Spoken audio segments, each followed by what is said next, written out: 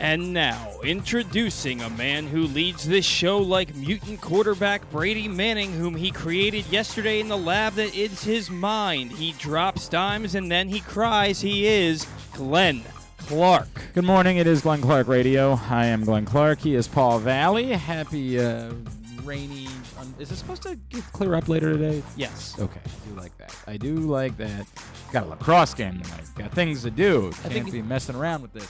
My son's first ever, my 4-year-old's first ever lacrosse practice is tonight. Nice. Excited about that. I won't be able to make it. I'm bummed about that because I got to do a game. But he's excited.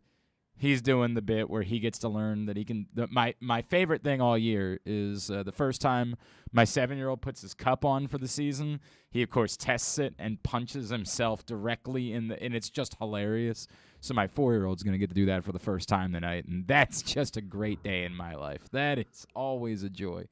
But yeah, need that to clear up a little bit for the things we got going on. We got a lot going on the show today. Coming up in just a bit. We will begin our Bowie Bay Sox segments for the season. You know, we've been doing this for like 15 years, I want to say, at this point, over various shows.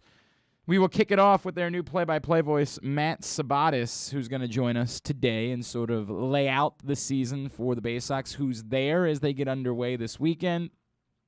What are we watching for? Who might not be there long, you know, those types of things. And then throughout the course of the season, we'll catch up with players every week. I know both Gunnar Henderson and Jordan Westberg beginning the season. And Joey Ortiz. And, yeah, I don't think he's on their level yet. I think he's... Well, he's the one that, who was the guy? Was it Keith Law that we had on the show? Might have been. He said that he thinks he could be their starting shortstop this year. Every now and then you'll get somebody who's really high on Joey Ortiz, but consistently you sort of get more of a maybe that he's, we'll see.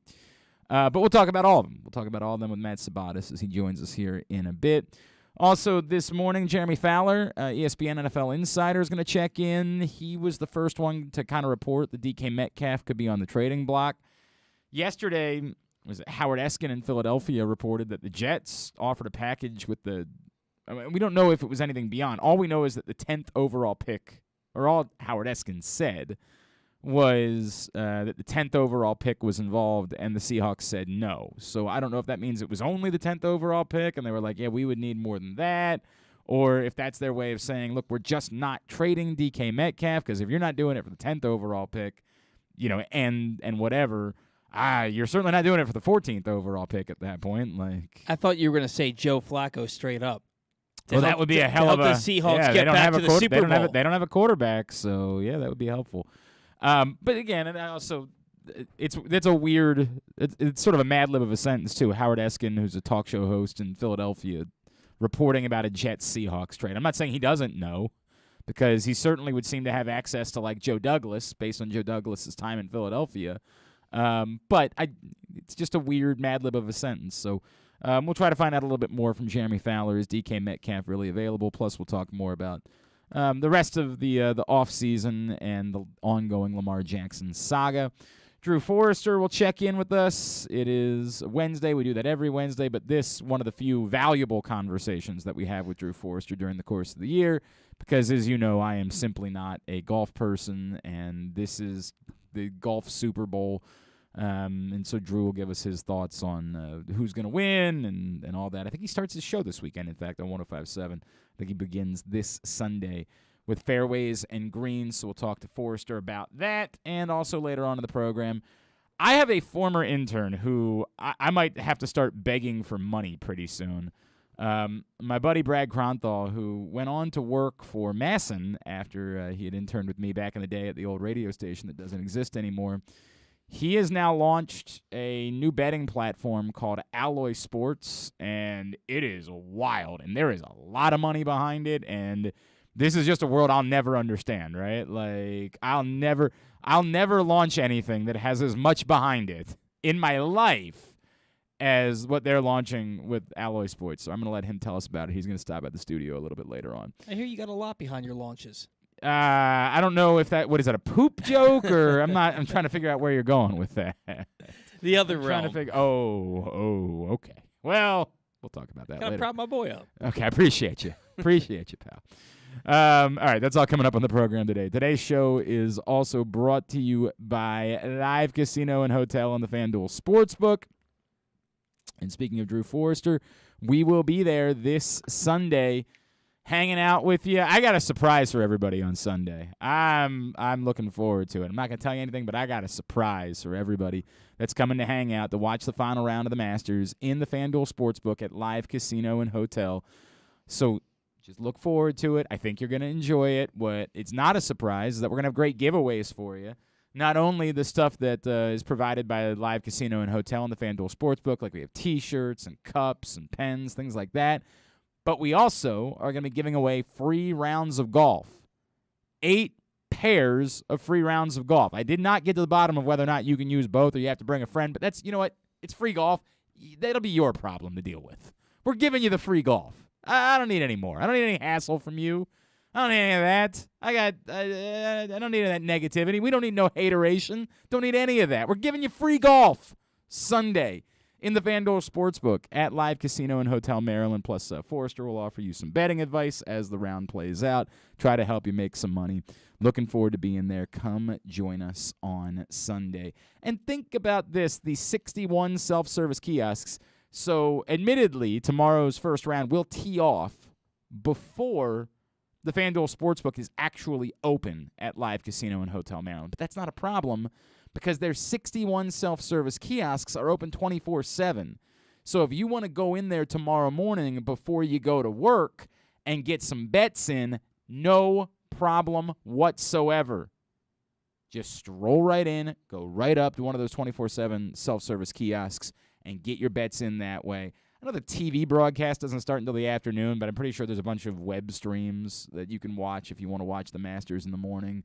So you can hang out, you can watch even before the FanDuel Sportsbook is actually open. You can get bets in tomorrow morning on one of those 61 24/7 self-service kiosks. All right, a couple things. By the way, Would You Rather Wednesday scenarios are up at Glenn Clark Radio on Twitter. Facebook.com/Glenn Clark Radio. Would You Rather Wednesday is brought to you by Glory Days Grill. So you can check that out right now. Get your responses in. We will get to that a little bit later on when Forrester checks in. A couple of items. I got clarity. I had Jim Callis talk to me like I was 5 yesterday about the draft situation. As he understands, they are going to implement the lottery for next season. So there will be a lottery for the 2023 MLB draft, is as he understands it. There will be a lottery for that year. So this season will impact that. So unlike the other things they're waiting a year on, they're not going to wait. There will be no on-ramp. They will go directly to a lottery for this season and the 2023 MLB draft. But what we still have no answer to is whether or not it will impact the lottery at all that the Orioles have the number 1 pick in this year's draft. We still have no answer. I was under the impression from people that I talked to that it starts with this season. That was the reasonable assumption that a lot of people made. Jim Callis explains that actually was not defined. Okay. There is no definition. There's just vague terminology that's given. There's no definition to whether or not it's any impact. The reasonable assumption we're making is that, well, it would be unfair. Like, that there was no rules set in place that said, hey, if you get the number 1 pick this year, you can't be in the lot. Like that, it seems unfair to do things that way.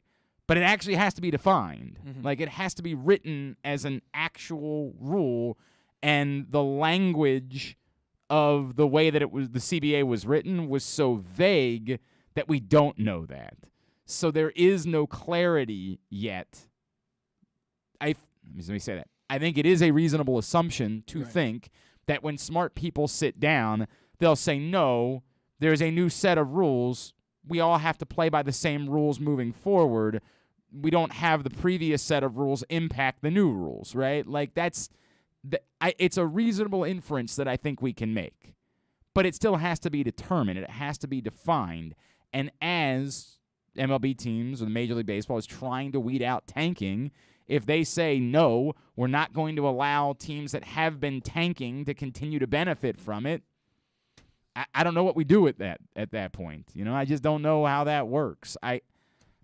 I was to understand that even the Orioles don't have that answer yet. That was the understanding. That didn't come from Jim Callis. That came from somebody else that I talked to. They're operating like they get the number 1 pick next year. I mean, what do you mean by that? Just because they haven't? I mean, like, but this goes back to the absurdity of what Buster Olney said. Like, the idea that suddenly they were going to come out in 3 weeks at the CBA and just spend all of the money. Yeah, go sign Carlos Correa and Trevor Story to make it the middle of your infield. Give Carlos Correa the contract where he can opt out after a couple of years, and it never matches up with when you're going to be good. Like, right. It's just, you can't fix that in 3 weeks. Now, they're going to have to fix it moving forward because there will not be the benefit moving forward of continuing to be the worst team in baseball. They're going to have to fix it, and that's a conversation that we can have when we get to that point. Unfortunately, it's not today, and it's a bummer that that's where we're at going into opening day. But that is the clarity that I was able to get on the draft question that Paul brought up yesterday. So there's one thing that was on my list. By the way, speaking of opening day, today is the 30th anniversary of the first ever game at Oriole Park at Camden Yards. We had been working on doing like a special show to celebrate it. Unfortunately, as it turns out, a couple of the guys that we really wanted to have on, former Orioles president Larry Lucchino and Rick Sutcliffe, who, of course, famously started the first game at Camden Yards. As it turns out, they had to push some things back, and Larry's not available tomorrow. Rick couldn't do anything but this afternoon. So tomorrow, we're going to have a hell of a 30-year and one-day anniversary show. Just going to really celebrate that. I believe they call that the orange peel anniversary, 30 years and 1 day. We're just going to have a hell of a show. It's just the way that it worked out. Nothing I can do about it. It's a bummer, but that's the way it's going to work. So we will look forward to doing that tomorrow. Is today, indeed, the 30th anniversary of that famous day in 1992 when Rick Sutcliffe threw a complete game shutout as the Orioles beat the Indians, the first ever game played at Oriole Park at Camden Yards. Stephon Diggs got his money this morning from the Buffalo Bills, and you knew that had to be coming. The way that wide receivers were getting paid this offseason, there had to be Stephon Diggs money coming, or else he, much like Davante Adams and much like Tyreek Hill, would probably have said something along the lines of, "Move me to someone who will," because it was clear there were a lot of teams that were willing to pay massive prices for wide receivers. 4 years, $104 million. And if I'm being honest, looking at some of the other numbers that have been given out, almost comes off as a bargain. Like, I know it's not. Like, I understand that it's still $26 million per year. But like, in the context of the numbers trending towards $30 million per year, like, it almost comes off as a pretty good deal for the Buffalo Bills. Do you look at these deals that these wide receivers are getting and think, man, the Ravens are never going to do that? Because I look at that, and I can't imagine them giving that kind of a financial commitment to a wide receiver. No, I don't feel that way. I think we say that because we just haven't seen it, but I think all it takes is the right player. Right. Once upon a time, we would have said the same thing about a quarterback, and then they handed Joe Flacco the contract they handed him because he had just won him the Super Bowl. Right. I just think that it's hard for us to envision who that would be.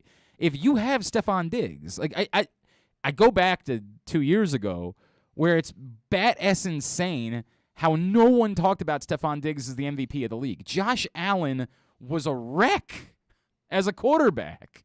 And then Stephon Diggs showed up, and suddenly he was the best quarterback in football. And it takes nothing, as I've said a billion times. I have no doubt that part of it was Josh Allen improving his craft. There is no question in my mind that the work he did on his own helped in him becoming that player. But there's one tangible difference that we saw between Josh Allen, who we were talking about as a potential bust, versus now Josh Allen, the guy that's making $43 million a year to be a quarterback in the NFL, and it was the arrival of Stephon Diggs. And I remember bringing guests on that year and being like, tell me why I'm stupid. Tell me why that doesn't scream he's actually the most valuable player in the league. And every single one of them be like, well, you're right. Like, I know nobody was going to vote, because this is the way it works now. MVP is just you pick the quarterback, and nobody else is allowed to win the award besides the quarterback, which is weird because that actually changed in college football, and we let a wide receiver win it a couple years ago, and Devontae Smith won. We allowed one to win the Heisman Trophy a couple years ago. But we don't allow anybody that's not a wide receiver or not a quarterback to win NFL MVP. Just a weird bit that we do, where only quarterbacks are allowed to be in the conversation. Stephon Diggs single-handedly changed the course of that franchise. They had Josh Allen. He wasn't good. Then they suddenly got Stephon Diggs, and they were one of the best teams in football. Now, I'm not saying that makes Stephon Diggs the best wide receiver in the NFL, but he's an unbelievably good one. He's one that I'd like to have on my team. I think we've seen how good DeAndre Hopkins has made the Arizona Cardinals. When he plays, they're world beaters. When he doesn't play, they stink. They're terrible. They're not even a mediocre football team when he doesn't play. But when he plays, they were the best team in the NFL last season. They were unbeatable. That's crazy. It's nuts. We continue to do this bit where the quarterback is supposed to make the wide receivers better, and it's never been true. There's never been a moment where it's been true. It's just the dumbest crap that we spew out of our stupid mouths because we think it sounds smart. Well, when you pay that quarterback, he's going to have to make the wide receivers around him better. That has never happened. There is no instance of that. With maybe the exception of, like, there was 1 year where Tom Brady had Gronkowski got hurt, and he really was working with a far lesser group, and he managed to win anyway. Like, there's one exception have to be Tom Brady. I mean, in fairness, come on, dude. Like, we kind of have to throw a lot of things out when we talk about Tom Brady. Otherwise, always, eternally, and forever, these quarterbacks are better when they have better wide receivers. We can keep doing the bit where we're like, it's going to hurt Tyreek Hill more to be in Miami than Patrick Mahomes not to have Tyreek Hill. You can keep saying that all you want, and I get it. I think Patrick Mahomes is an outstanding football player, and I think he's going to be productive and good. I don't think he's going to be as good without Tyreek Hill. And I think you're just dumb and continually spewing nonsense when you say these things. This idea that quarterbacks are magicians, we started this crap with Joe Flacco.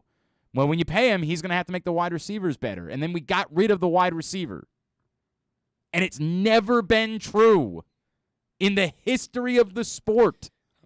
Tua is going to the Pro Bowl this year, and then they'll talk about how he took an incredible step forward in his career this year, or maybe he has Waddle and Tyreek Hill. It's going to be hard to get to the Pro Bowl in that conference. There's so many. Like, you're in the same conference as Joe Burrow and Pat Mahomes and Josh Allen and Justin Herbert, and the list goes on. Russell Wilson's there now. Like, I hear you. One of them's sitting out, and one of them's and a few of them just won't go. No, that's fair. One of them might be in the Super Bowl, and then a couple would just pass on it. Yeah, it's totally plausible that ends up default. I didn't even mention Lamar Jackson in that list. Don't know if you heard. Could you? I know. People are actually going to be mad at me about that. I heard he's good. I heard he might be an option as a Pro Bowl quarterback. But yeah, 1,000%. It's exactly the way we do it. We are convinced that it's the quarterbacks and not like the quality of the guys they're throwing the football to. It's just it's nuts. So not surprising at all that Stephon Diggs gets his money from the Buffalo Bills, and it is a frustrating reminder of just how cheap the cost was to acquire some of these wide receivers a couple years ago in a trade. Like, both Diggs and Hopkins were reasonably had. It is quite frustrating looking back on that. I can't shake that. They were both available for quite reasonable prices in trades.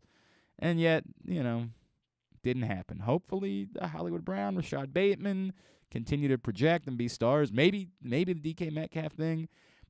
It's why I always trend towards I'm willing to give up a little bit more for a quality wide receiver. Randomly, I've heard that A.J. Brown's name is on the trade block. They just lost Julio Jones. I get it. It's a tough pill to swallow to pay wide receivers prices that we always associated with quarterbacks in the past. But would you rather not? Again, do you think that you're better off throwing the ball to Nick Westbrook in Heen? No offense.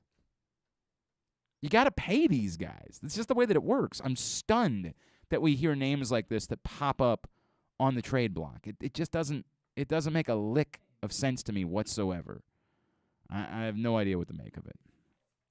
All right.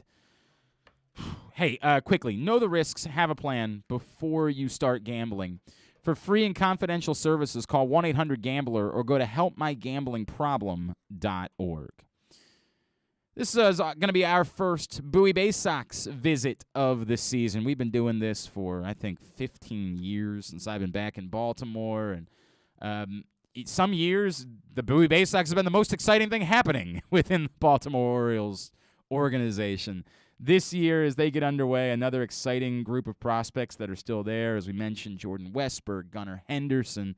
And joining us now, the man who's coming here to town to be the new voice of the Bowie Bay Sox. We welcome into the program for the first time Matt Sabados, who's with us now here on GCR. Matt, it's Glenn and Paul. It's great to chat with you, man. Thank you so much for taking the time, and congratulations on the new gig. Hey guys, I really appreciate it. Thank you so much for having me on. I'm really looking forward to getting the season rolling, even though there's a lot of work still to be done over the next couple of days, but it's been a fun time. Matt, before we get to the team, let's get your story. For people that don't know you, where'd you come from? What's your background? And why was this the job that you were interested coming here to be a part of the Bowie Bay Sox? So originally I'm from St. Louis. I grew up there. I went to a small college out there too. Got my first little taste in just broadcasting out there. And then, like a lot of folks in broadcasting and in media in general, it kind of evolved quickly after graduation into a have talent, will travel kind of situation, to where, I'll go wherever the baseball or the sports in general take me. So I've worked in North Carolina, 2 different roles there, 2 different roles in Pennsylvania. I've worked a little bit in Florida, worked a little bit back home in St. Louis. Most recently, though, I was actually in the AA Northeast, was the Eastern League, is now the Eastern League again. Right. I was in the Eastern League with the Erie Seawolves, so Okay. the Tigers affiliate up there in Erie. I was there last season, so I got just briefly introduced to the Bay Sox at that point. I didn't get to make the trip down here to Bowie at that point, but I was up for when Bowie visited Erie, got to be a part of that series, and really just in general, when it came to finding this role, I was just so enamored with the league as a whole. I've worked in a couple of different leagues at this point, and I just feel like every different facility, everywhere you go here in the Eastern League, there's so much diversity in the personalities of just about every stop, and it's so fun to be a part of. And at the same time,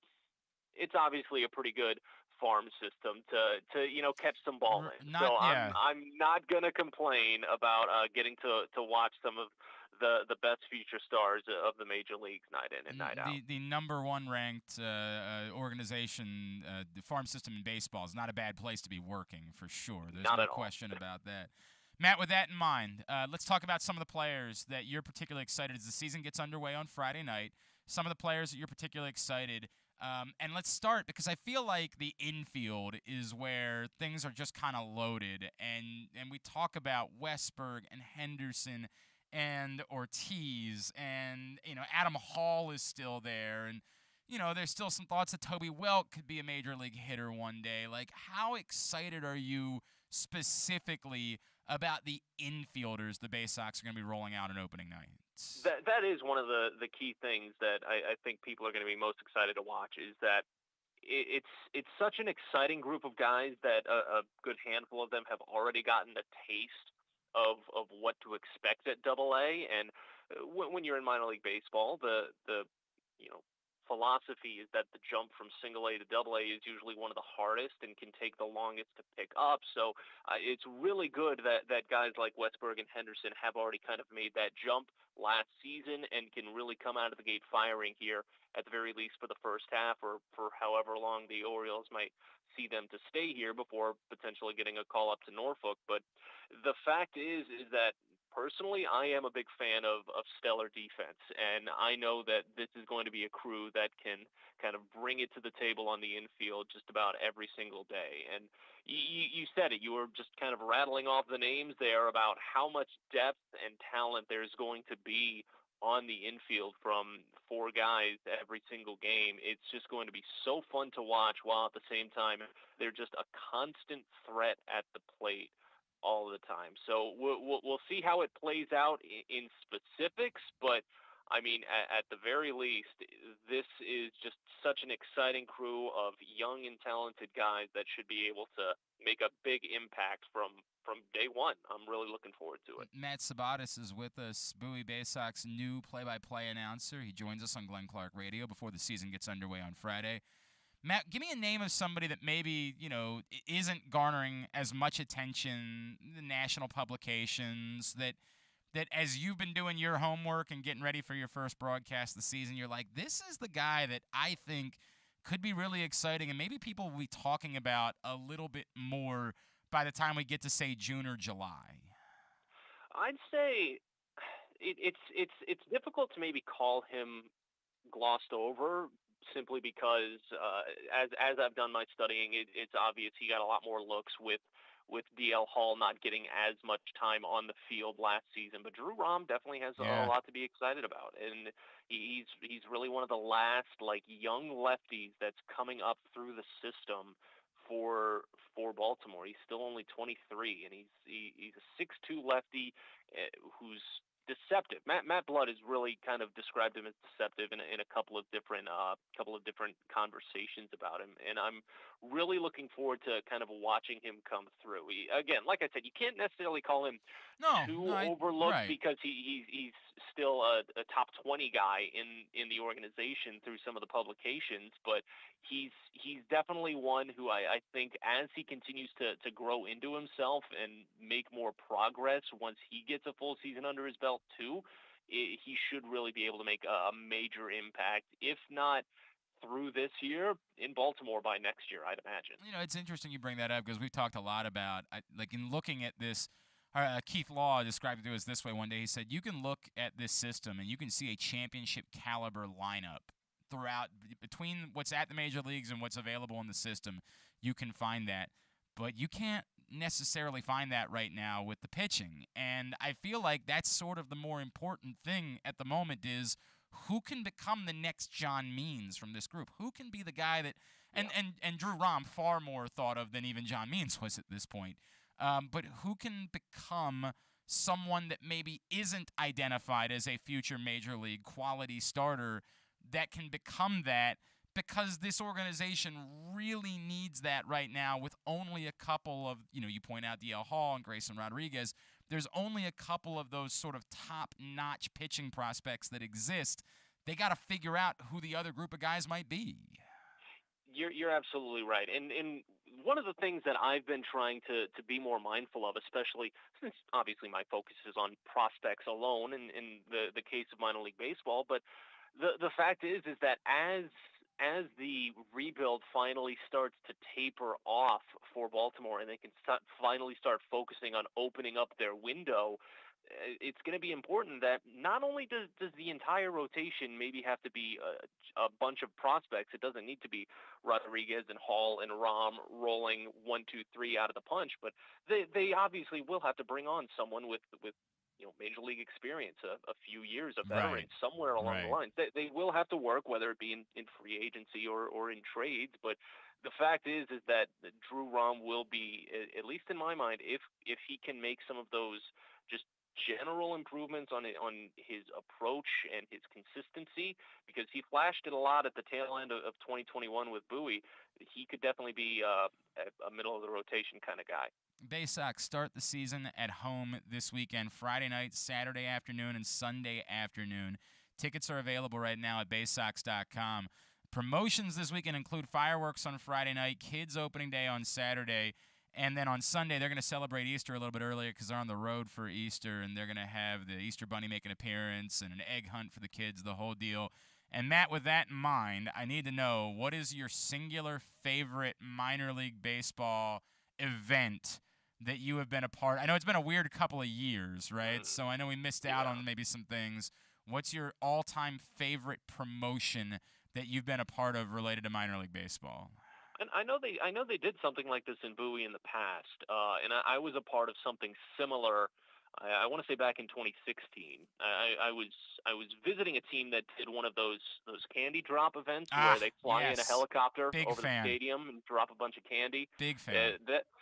It was fun watching from the press box, just the kids kind of go Thunderdome on picking up as much as they could out in the outfield after the helicopter had departed. I do so enjoy that. It's a very fun and unique one. I always enjoy Shave Your Back Night. That's always one of my favorite ones. And then the go-to for me is, of course, Dollar Dog Night, because there's nothing more there's nothing more baller than being out with your boys and being like, I'm going to come back with 8 hot dogs for the crew. And you just feel like you did something really baller, right? Like, I remember my buddy, I got a buddy who played in the NFL for a while. He's a professional wrestler.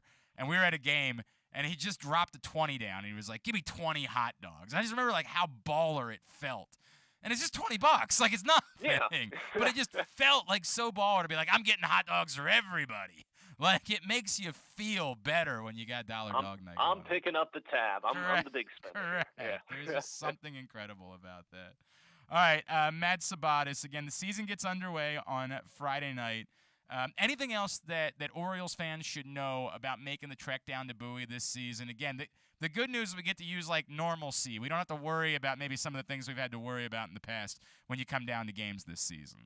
Well, there is just one kind of housekeeping thing that we have been trying to make sure we make sure as many fans are aware of as possible. All of the concession stands this season are going digital, so no more cash for the concession stands. But the team store, you can still use cash in. It's just the concession stand. So your food and your drink, make sure you're using your card or your phone if you've got that tap to pay. Just be aware of that. Other than that, it's just going to be such a fun season with plenty of great promotions and plenty of great opportunities for groups and events to get out here, do your fundraising, have your birthday party, whatever it is, just coming out for what should be another fun and very successful season of Bay Sox baseball. Hey, Matt, before I let you go, there's something in your bio on Twitter that I assume it's something that you're comfortable talking about. You mentioned that you've dealt with Asperger's syndrome, and you use the hashtag End the Stigma. Can you tell me about a little bit about that, and being a broadcaster and working through that, and how important is it to you that other people know like what they need to know about Asperger's syndrome? Yeah, so really the End the Stigma one is just kind of the overarching hashtag for that, just to kind of be a part of the entire trend there with it. But me personally, I was diagnosed Asperger's fairly early on, and for anyone that might not be aware, it's on the autism spectrum. It varies a little wildly on what it sort of limits for each person. So for me personally, I do kind of suffer through some very deep social anxiety in a lot of regards. Obviously, pretty surprising considering given what you do. Considering what I do, who I have to interact with, and the fact that I'm going through a live radio interview right now. But it's definitely it has definitely caused a lot of issues in my life, and it has led to me passing on potential just quick opportunities that I maybe could succeed in just because out of general fear and anxiety. And the fact of the matter is that it is a social disorder. The way that I am able to perceive the emotions and reactions of other people, to get very technical with it. And it's like I'm just very fortunate for the people in my life that have been able to help me work through some of the issues and get me access to some of the care that it's helped me work through some of my issues. But I always want to make sure that when I do talk about it, is that I always feel as if I'm one of the lucky ones, and that I was provided with a lot of care and access to make sure that this did not negatively affect my life. And the fact is that there are a lot of people out there that did not get that same access and care that I did, and they're still struggling to kind of get through their day to day. So I just always like to emphasize patience with that, because there are folks like me who don't necessarily understand when they're making mistakes, and they don't understand how to maybe fix something because they didn't get the same level of care and attention that I did. So if we could just all show everyone a little bit more patience, especially with folks that run into some of the same issues that I have and that I've had too, I think it would just make pretty much the world a much easier and manageable place. That's power, man. It's a really powerful statement and an incredible way for you to use your voice. And Thrilled for all the success that you've been able to experience, and wishing nothing but the best as you continue that fight every day. At Sabados Sports, that's SABADOS Sports on Twitter is how you give him a follow. Matt, we're going to be in touch, obviously. We'll be looking forward to doing this every week during the season. We'll be chatting with players and managers, and we'll grab you back on again at some point as the season goes on. Thank you for taking the time for us, and look forward to making this a weekly thing moving forward, all right? Absolutely. To the both of you, thank you so much for having me on. I'm looking forward to chatting with you, getting some players on, and just a fun season overall. Thank you, Matt. Matt Sabados, the new play-by-play voice of the Bowie Bay Sox, checking in with us. We've been doing this for a long time. We'll continue doing it, and we'll start sprinkling Aberdeen in at some point as well. And we have done our best over the years to help you get to know prospects as they come up through the Orioles system. You never know which one of them is going to turn out to be Trey Mancini. You never know which one of them is going to turn out to be, John Means over the years. So looking forward to doing that again this season. All right, so we need to get to a break, but before we do that, I need to tell you that you can join a proud new generation of Baltimore police and make an active difference in your community. Start with competitive wages and excellent benefits on day one. Join for good at bpdrecruit.org. We'll get back to football. Jeremy Fowler joins us next, ESPN NFL Insider. Going to talk about DK Metcalf, going to talk about Lamar Jackson, all that stuff that's on the way. It's Glenn Clark Radio. Sports fans, the wait is over. The all-new FanDuel Sportsbook is now open at Live Casino and Hotel in Hanover, Maryland. This is your chance to win big right in your own backyard. Bet on every sport with self-service kiosks and watch all of the action from the best seat in the house. Make every moment more at the all-new FanDuel Sportsbook at Live Casino and Hotel in Hanover. Please play responsibly. Gambling problem? Please call 1-800-GAMBLER or visit mdgamblinghelp.org. That first sip. That first bite. Start your day off right with a delicious breakfast at Royal Farms. Choose from a fantastic selection of fresh Royal Farms breakfast sandwiches and top it off with a rich hot cup of the freshest coffee in the world. At Royal Farms, breakfast is available day and night. It's the freshest breakfast in the world. Real fresh, real fast. Royal Farms. Gambling can be a fun and entertaining experience, but there are risks involved. If you're planning on betting on the game at the casino or on your phone or computer, know your limit, stay within it. Set a budget and a time to stop. Remember, gambling isn't a financial solution, and it doesn't mix well with alcohol or drugs. Know the risks and have a plan before you begin gambling. For free and confidential services, call 1-800-GAMBLER 24/7 or go to helpmygamblingproblem.org. Come in for Glory Burgers, Glory Wings. There's glory for everyone at Glory Days Grill. Enjoy the award-winning burgers, ribs, and wings, or try our fresh salads, hand-cut salmon, or our scrumptious sandwiches. Yum! Come in for daily specials every weekday, like $7.99 burgers on Mondays, $6.99 nachos on Thursdays, and Taco Tuesdays. And watch all of your favorite games at Glory Days Grill with 25 screens and private speakers at every table, plus game day drink specials. Visit us at glorydaysgrill.com for a location near you. Glory Days Grill. Great food, good sports. The newest edition of PressBox is available now. On the cover, we celebrate the 20th anniversary of Maryland men's basketball's 2002 NCAA Tournament Championship, as Gary Williams reflects on how the program rose from the ashes of NCAA sanctions to the pinnacle of the sport, and why his perspective of the title run has changed now 2 decades later. Plus, Juan Dixon, Lonnie Baxter, and the rest of the team relive the moments that ultimately led them to cutting down the nets in Atlanta. PressBox is available for free at over 500 area locations, including 60 Royal Farms stores. And you can always find the entire edition, as well as the best daily coverage of the Orioles, Ravens, and Terps at PressBoxOnline.com. The Toyota Tacoma comes in a wide range of models and trim lines. You can choose the perfect Toyota to reflect your unique personality and driving habits. Check out buyatoyota.com for deals on new Tacomas from your local Toyota dealer today.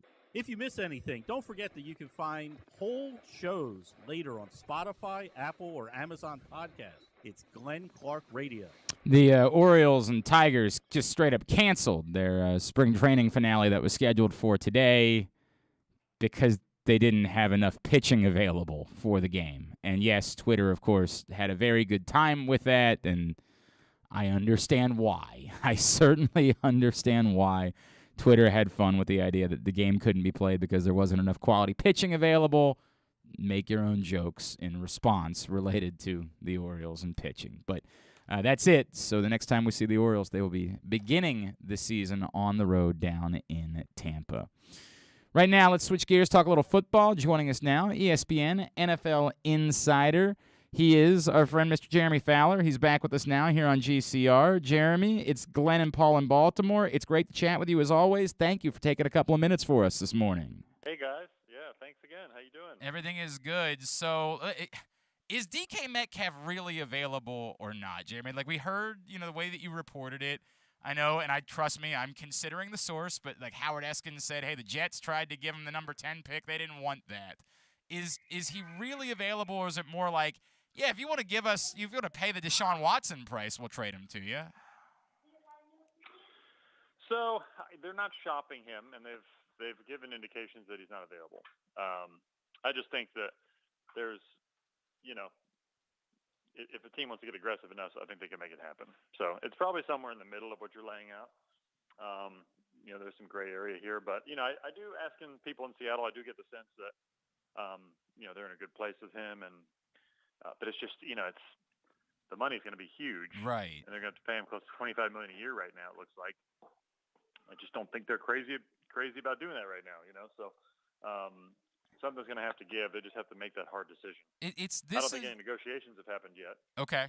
So, okay. It's going to be if a team like the Jets want to give up a first or want to give up huge capital, I think it could happen. But right now there's no movement, and Seattle is definitely comfortable holding on to him and making him a part of their future. It feels like it's worth it to pay that type of price. And I'm not, saying the Ravens would, because it's in their history they don't do that type of thing. But, man, do you have one of these guys, it changes things. There's a reason why these guys are getting $25 million a year on the open market. They're getting paid the way quarterbacks used to get paid, right? Like, it just feels like it's worth that type of price. We hear A.J. Brown's name now being brought up by some people. I'm like, who wouldn't want to have this type? Do we see how much better these quarterbacks are?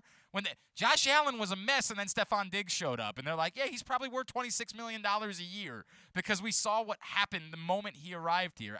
Jeremy, it's just shocking to me that teams are still kind of balking at the value of the wide receivers a little bit.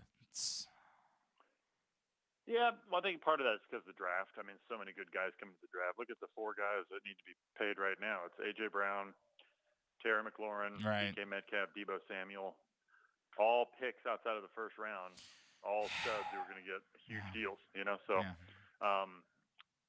there's so many young guys that come in and ready to play right away, and that used to not be the case always.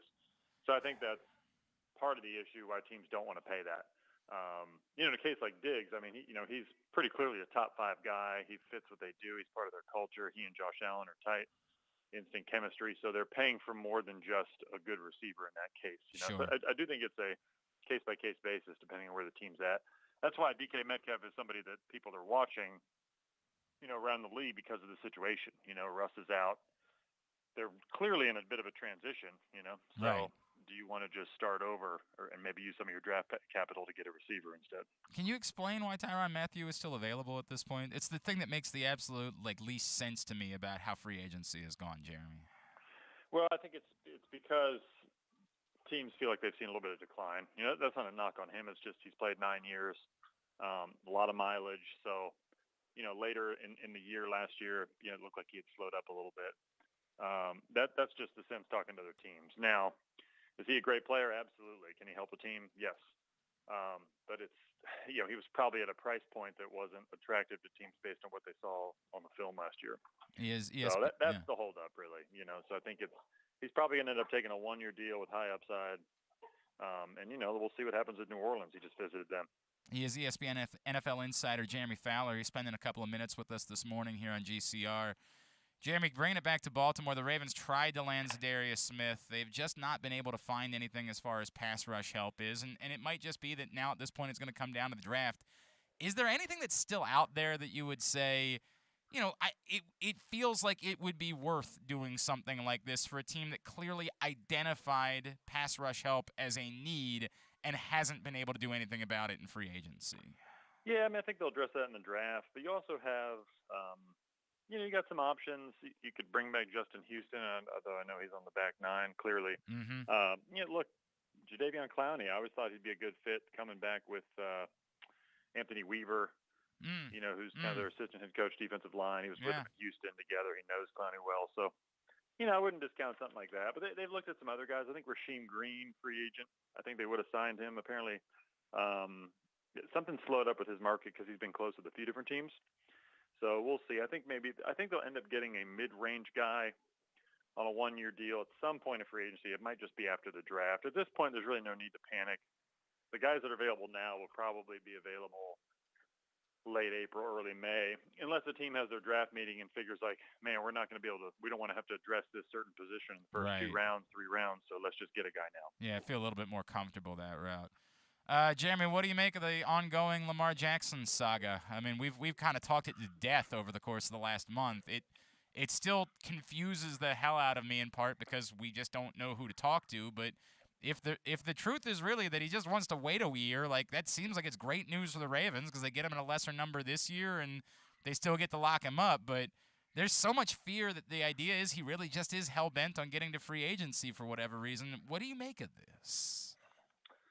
Well, I think that's the ultimate leverage for a quarterback, but he's got to go through 3 years of that. I mean, that would be a major risk for his style of play to play 3 years on a 5th-year option, 2 franchise tags. I think if Baltimore could pull that off, they'd be in a great spot. I don't know. At some point, the player would probably hold out, and it could be this year. Like I think he just figured it doesn't hurt to wait a little bit. I'm a former MVP. Like I've got the clout in the bank. The whole system and team is built around me and my skill set. It's different than like Baker Mayfield's case where it kind of fell apart. Like, the Ravens are all in on Lamar based on the way they play, the way they've designed things, and he knows that. So there's really no need to overreact. I think that's all it is. I don't know.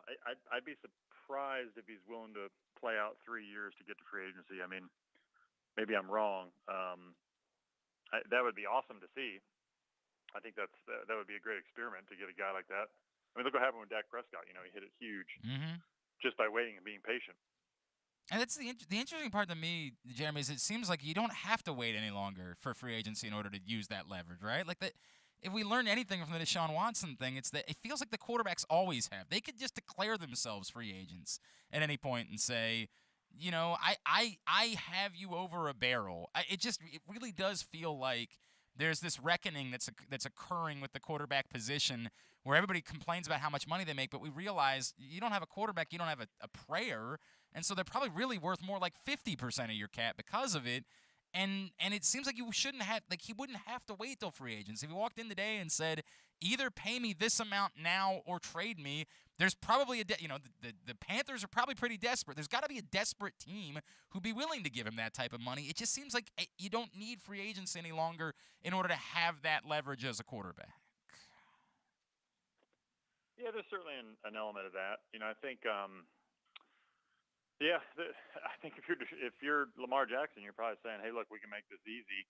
I'm just imagining when they start negotiations, he can say, "We can make this easy. I won't take a penny more than Deshaun Watson, but I also won't take a penny less." Exactly right. And then that's the deal.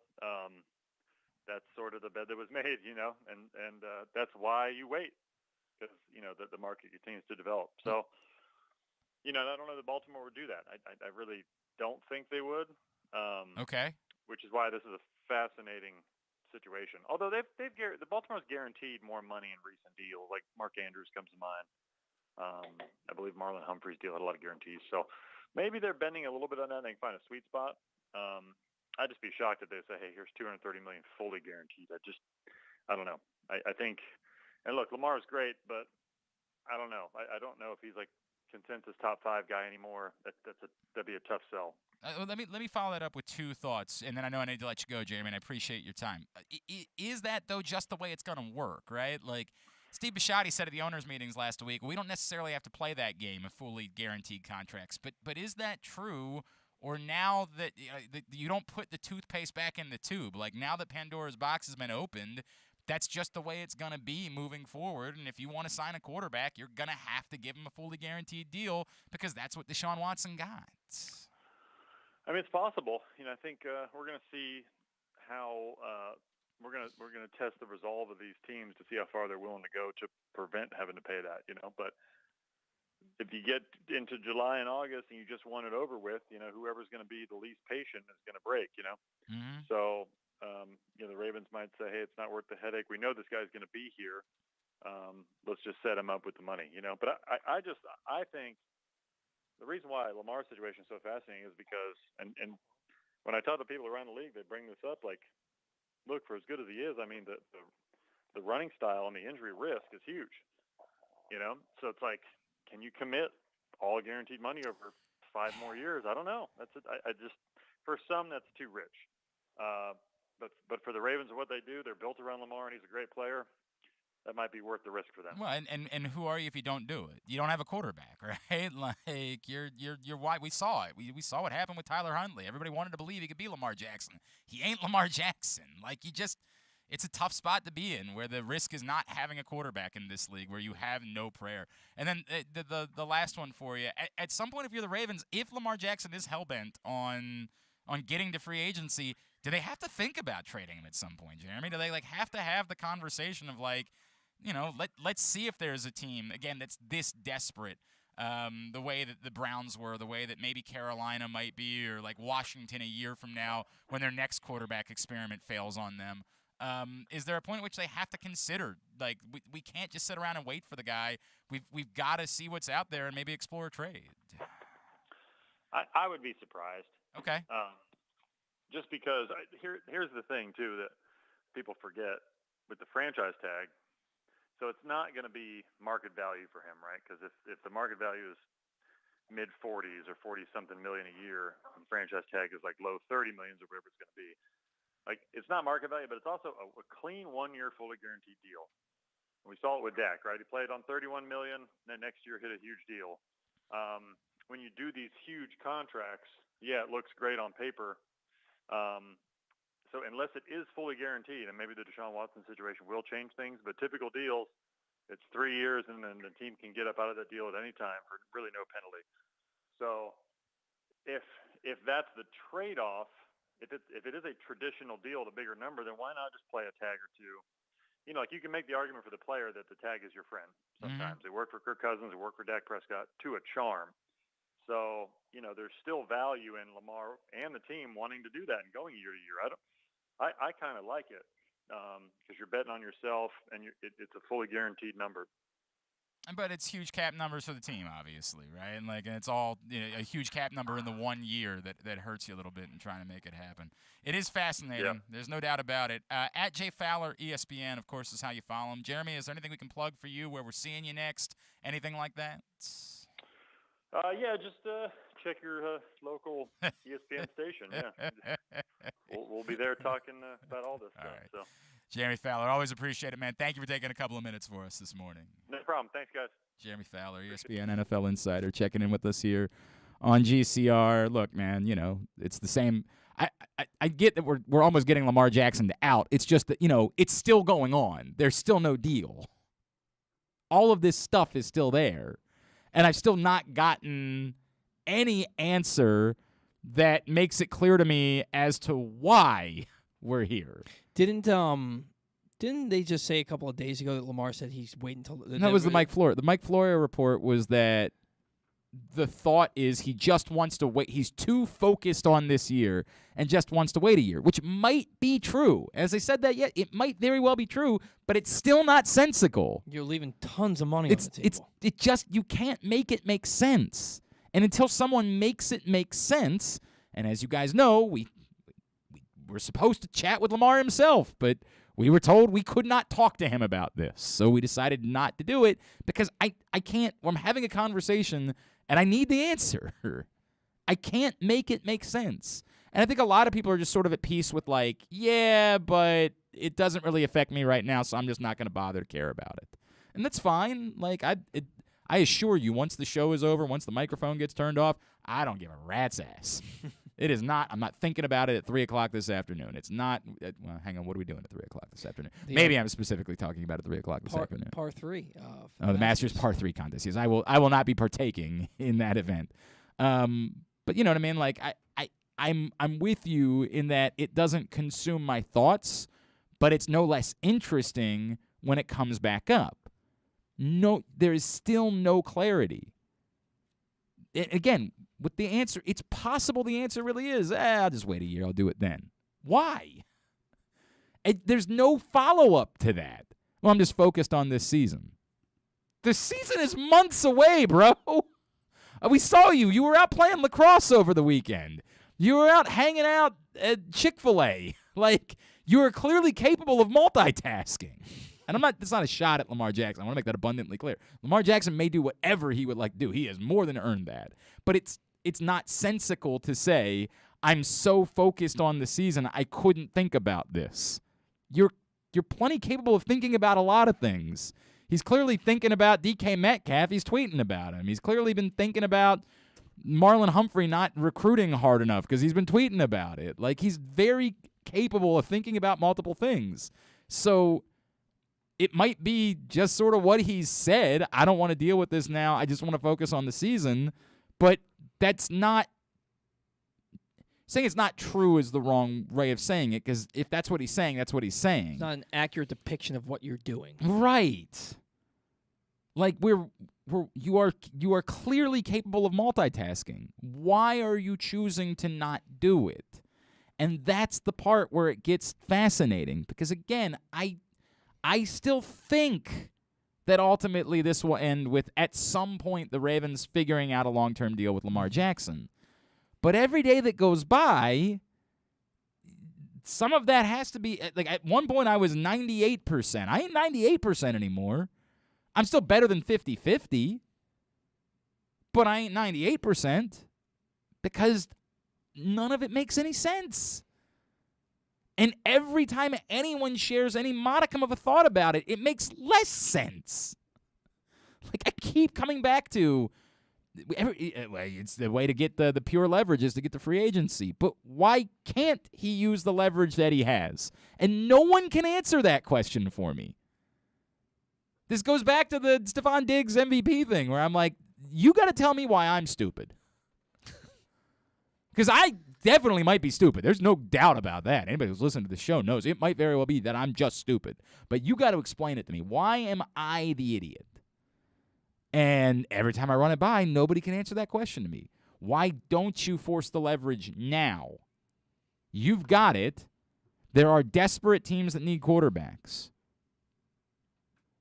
And if the answer is, yeah, but the Panthers wouldn't specifically want. Like, this could be, the answer could be that they looked out and they asked all these other teams that needed quarterbacks, and all these other teams said, yeah, but you're not the quarterback we want. Now, I would find that extraordinarily unlikely, but it's possible, right? And that would be an answer. That would be, he doesn't actually have the leverage you would think that he has. Makes zero sense. There's no world in which it would make more sense that the Falcons want to throw out Marcus Mariota or whatever of these quarterbacks they end up taking in the first round as their quarterback next season. But, you know, at least it would be an answer. At least it would be something that was more definitive. Right now, when I ask people about why doesn't he already have all of the leverage, it's more like, well, you know, I mean, and there's like this hemming and hawing involved. We just watched it. We just saw it. A guy had 22 allegations, didn't need a contract, and got one.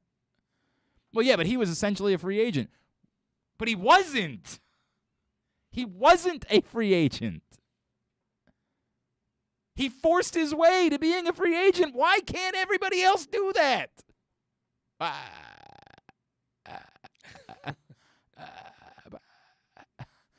Like, I know I'm not the smartest guy in the room. I know that. Maybe in this room. We'd have to do a test. I don't know. I don't know which one of us is smarter. But most rooms that I'm in, I am not the smartest guy in the room. So I'm not trying to assume that I know something that nobody else knows. But I do know that when I pose this, I'm not getting straight answers. I'm just getting hemming and hawing, and this is not a shot at Jeremy Fowler. I'll make that abundantly clear. Who's answering it as well as he possibly can, because it seems like the answer really is, oh, we're not really considering that, right? Like, I guess we're just not really thinking about that. The truth is, because you said it's so nonsensical, nobody really knows. We're just sort of like allowing it to float in the air, and I get it. That's fine. Yeah, I'd prefer to take a break if we can. We can't. It's Forrester. We can take a break. It's very frustrating to not have answers, man. I just want to know. Like, I just want to know. Just explain it to me like I'm 5, please. Make the most out of every day in a Toyota RAV4. Available in hybrid or gas-only models, a RAV4 can get you where you want to go in style. Check out buyatoyota.com for deals on new RAV4s from your local Toyota dealer today. Drew Forrester joins us next. This is Glenn Clark Radio. That first sip. That first bite. Start your day off right with a delicious breakfast at Royal Farms. Choose from a fantastic selection of fresh Royal Farms breakfast sandwiches and top it off with a rich hot cup of the freshest coffee in the world. At Royal Farms, breakfast is available day and night. It's the freshest breakfast in the world. Real fresh, real fast. Royal Farms. Answering Baltimore's calls for help, running in when others run away, working together toward one shared vision for a thriving city. That's your Baltimore Police. But the department needs more good people, people like you. Join a proud new generation of Baltimore Police and make an active difference in your community. Start with competitive wages and excellent benefits on day one. Join for good at bpdrecruit.org. Sports betting has come to Maryland, and we're ready to help you win some money. Tune in for Simply the Bets with Glenn Clark and Paul Valley every Tuesday morning at 11:40. FanDuel Sportsbook GM Bruce Billick and VSiN's Aaron Oster join the guys every week to give you all of the info you need and even a few winners. So come win some money with us on Simply the Bets every Tuesday at 11:40 a.m. Brought to you by the FanDuel Sportsbook at Live Casino and Hotel Maryland. Listen at PressBoxOnline.com/radio. Watch at YouTube.com/PressBoxOnline. Come in for Glory Burgers, Glory Wings. There's glory for everyone at Glory Days Grill. Enjoy the award-winning burgers, ribs, and wings, or try our fresh salads, hand-cut salmon, or our scrumptious sandwiches. Yum! Come in for daily specials every weekday, like $7.99 burgers on Mondays, $6.99 nachos on Thursdays, and Taco Tuesdays. And watch all of your favorite games at Glory Days Grill with 25 screens and private speakers at every table, plus game day drink specials. Visit us at glorydaysgrill.com for a location near you. Glory Days Grill. Great food, good sports.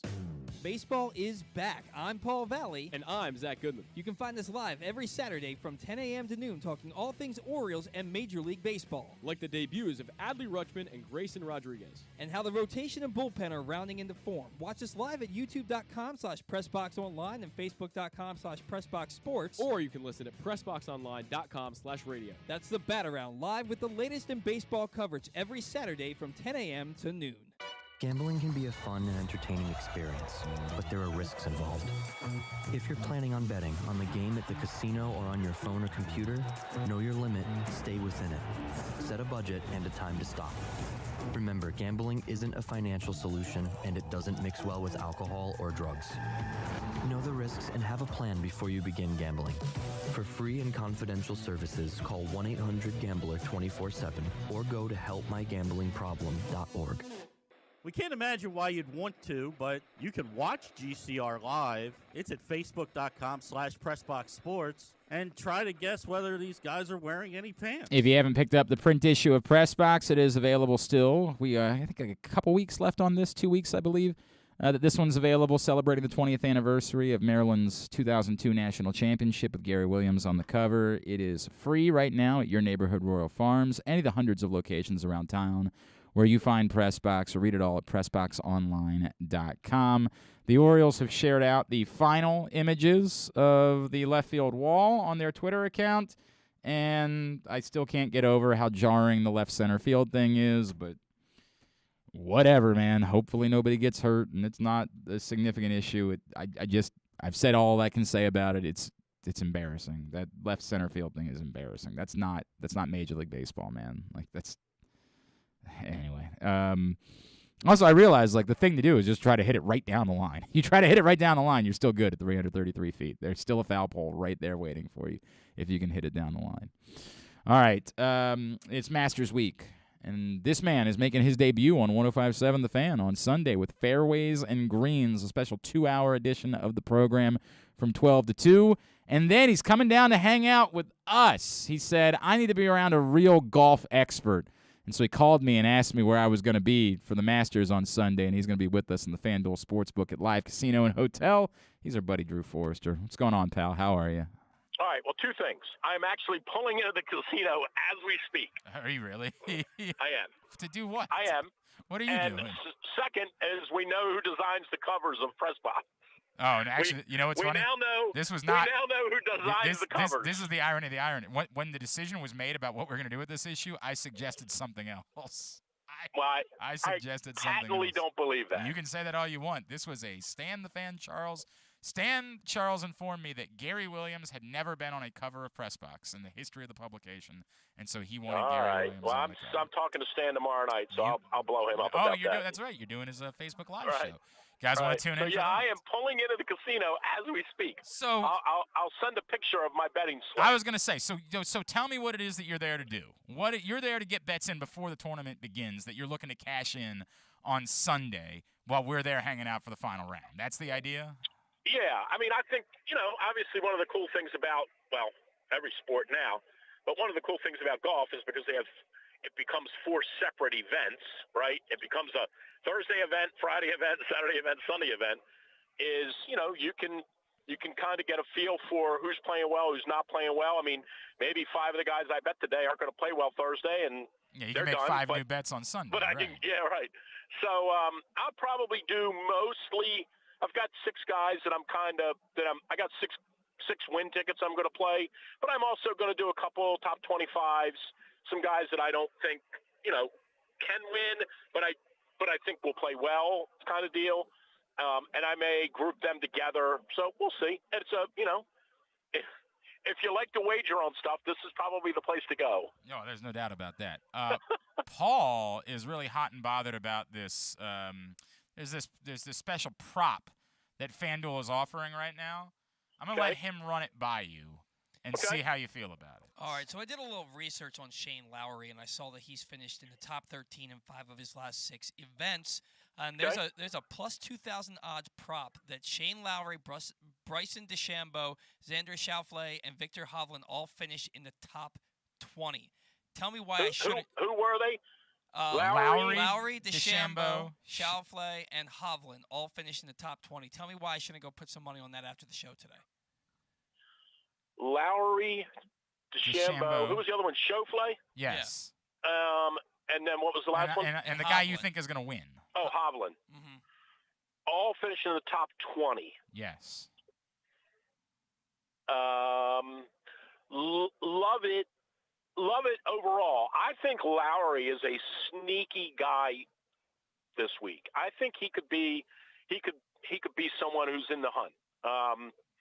Schauffele just hasn't played very well, which probably is one of the reasons why they threw his name in. He just hasn't really played all that well. But he always plays well in majors. Yeah, but recently he hasn't. But he does have a good track record. Augusta, he's been in the hunt there once or twice. DeChambeau obviously is the X factor because of his wrist. There is no telling with him, much like with Tiger. There's no telling really how hurt DeChambeau is. Because he said I'm 80%, but I like that. I mean, I think what was the number? 2,000 to 1? It's not 2,000 to 1. It's plus 2,000. It's 20 to 1. 20 to 1. I was going to say. Yeah. I mean, I think that's they don't have to win, right? They could just go 18, 17, 16, 15, and you win. Right. Yep. I think that's good. You could poke a hole in every one of those guys for sure. Lowry's never really played well there. DeChambeau had one really good run when he was an amateur, but he kind of hits it all over the place. You could poke a hole in all of them, but they all could also, finish 10 under. All right. I like that. Because I'm the stats man. If there's anyone, again, who is a real golf expert All among right, this group, that's you, for it would sure. be me. Schauffele has finished in the top 20 in 10 of his last 14 major championships. Yeah, I mean, that's kind of what he does, right? He plays well. Everyone would kind of tell you on tour he's not really a finisher, but to finish in the top 20, you don't need to be a finisher. Exactly right. You don't have to. All you got to do is finish in the top 20. I feel he like could be T5 going into the last round, not finish, and finish T16, and you're still happy. I had somebody yesterday who was talking to me. As I'm trying to figure out, because I got to do this with you and God, Lord knows, I am woefully not prepared to do a golf thing for 4 hours on Sunday, but I'm trying to. I had somebody reminded me that like a great bet for the Masters is betting who makes the cut, because it's almost like easy to make the cut at the Masters because of the type of field they put together. Can you explain that to me a little bit? Well, you can sort of eliminate. I mean, just for kicks. While we're doing this, like, Paul, you should grab the field real quick if you've got access to it, right? And just, I don't know, read off 12 names. Now, they'll probably be in alphabetical order, but you read off 12, and unless there's something wonky about the order, 6 of them I'll probably say can't make it. Okay. You got the field? I got it. Yeah. Okay. Jose Maria Olazabal. Can't make it. JJ Spawn. First time he's ever been there, likely to not make it, coming off a win last week. You figure kind of worn out, travel problems, probably can't make it. All right, Mike Weir. Probably can't make it. Yes. Hasn't played well there since he won. Austin Greaser. Can't make it. Padraig Harrington. Sneaky, could make it. Older now, knows the golf course very well. I don't even know how he qualified. He could make it. Sepp Straka. Interesting guy because he's had a really good run. What a random group of names you're picking. Like, why are you? Right. I looked up, and this is by tee time tomorrow. Oh, okay. Right. Interesting guy. Hits a lot of greens. Could be a sneaky, I don't know what he is, 65, 75 to 1. He could be a sneaky, good top 10 wager if those are available. He's a nice player. He's very underrated. I assure you they're available. Sure. I know. Francesco Molinari. Could win, so he's making it. Larry Mize. Not making it. So see what I mean? Like, yeah. Now, if we did this in a regular tour event, every guy you named, right. I would say he could make it. He could make the cut. Yep. Well, sure, that guy could make it.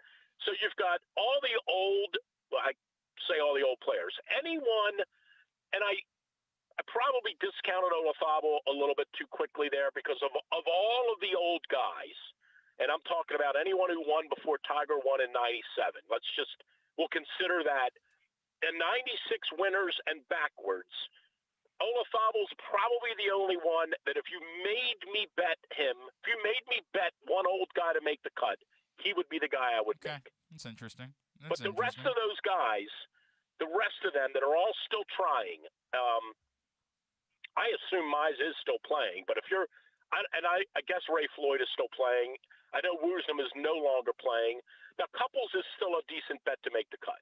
He always plays well there. But the younger guys, the amateurs and those guys, one or two of them make it every year. I mean, there'll be one of those kids sitting in Butler Cabin on Sunday with Jim Nance and Hovland. But, it is easier to make it / bet on it than in any other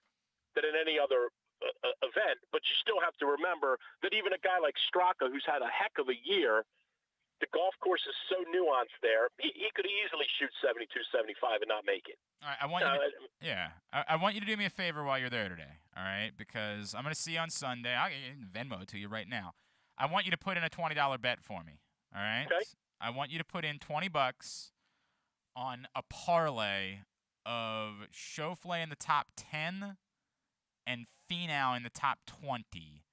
Okay. And that gets my odds to plus 669 on that parlay. All right? So I want you to throw that in for me, $20 on that parlay, and I'll take care of you. I'll Venmo you later today, and we'll get that taken care of because I want to cash that ticket on Sunday. Schauffele in the top 10, Finau in the top 20. Yep. Okay. Yep. I mean, Finau's been so bad that like at some point you got to kind of figure, and this is a little bit, the golf course has changed too so much over the last 15 years. This used to be a place where if you couldn't chip or putt, you just couldn't win. Now, because they've lengthened it so much and they've changed some of the holes, now it's become a little bit more of a driver's golf course where if you don't hit your driver well, it's really going to be difficult for you to contend. And that's the one thing Finau does well. Despite the fact that he hadn't played very well in 6 months, it could be a weird one for him. Well, he's because he 3 does of 4. drive the ball well. He's played in 4 Masters in his career. He's been top 10 in 3 of them. Yeah, so and again, the course really changed the 3rd time or 4th time. Tiger won the 4th time, I guess, in 2005. Yeah, the 4th time Tiger won, they said, okay, that's enough. So that's when they really started to reconfigure. They changed the tee box on 11 to make it more of a draw tee ball because Tiger would be blasting a 310-yard fade out there. Like, they've changed the way the golf course moves, and now it's become a lot more about guys that can just drive it straight. So Finau's an interesting play this week. Any other week, probably not. At least now, because he hasn't played well. But it's an interesting play. It's mostly been his putting, right? That's been the issue of late. Yeah, I saw his stats like 3 weeks ago. I haven't seen him recently, but yeah, his putting, like most of them. I mean, Rahm's not played particularly well recently because of his putting. But I know I say this a lot, and I keep stressing this. Like this, you almost can't. This golf tournament it's almost like playing baseball at Fenway Park. Like you can have all the stats in the world, and you can bring Clayton Kershaw in there, and you can have all the stats in the world, but when you play at Fenway, it's a whole different baseball game. That's a fact. And this is kind of the way it is here. Right. It's totally a different. It's still golf, and you still got to do all the things you normally do, but so much of this is about where you hit your ball in the green. You could have 20 feet, and your opponent could have, or the guy you're playing with could have 40 feet on a dozen of these greens, and he's got a way better chance of 2-putting than you. So it just, a lot of it just depends on where the ball stops and where the pins are, and there's so much nuance that goes into it. And typically, they have typically, now again, maybe they change it up, but typically they've set a lot of back left pins, which means that you've got to hit a lot of draw shots into the holes, and the draw shot is the one that doesn't stop. So a lot of these guys who fade the ball have trouble because they play a lot of back left pins. Okay. So they're in again. Normally, no one would be thinking about that at the John Deere Classic. Right. But here, that's what they do, and it's not trickery. They just say, we're going to identify the best player this week, and the best player is going to be the guy that can navigate all of these little different things about the golf course. So, I think Finau is kind of an interesting play, despite how poorly he's played. All right, yeah. Because he strikes me as a guy, even though I know he's only won one time, and he's had a bunch of couldn't close. He strikes me as a guy that, like, could win one of these sort of by accident. And you're like, really? Tony Finau won the Masters? But the guy that won last year was never going to win the Masters, and he won. That's a fact. All right, get your ticket in for me, okay? Get that ticket in. Top 10 on Schauffele, top 20 on Finau. When's the tournament start, by the way? Tomorrow? All right, I believe it starts tomorrow.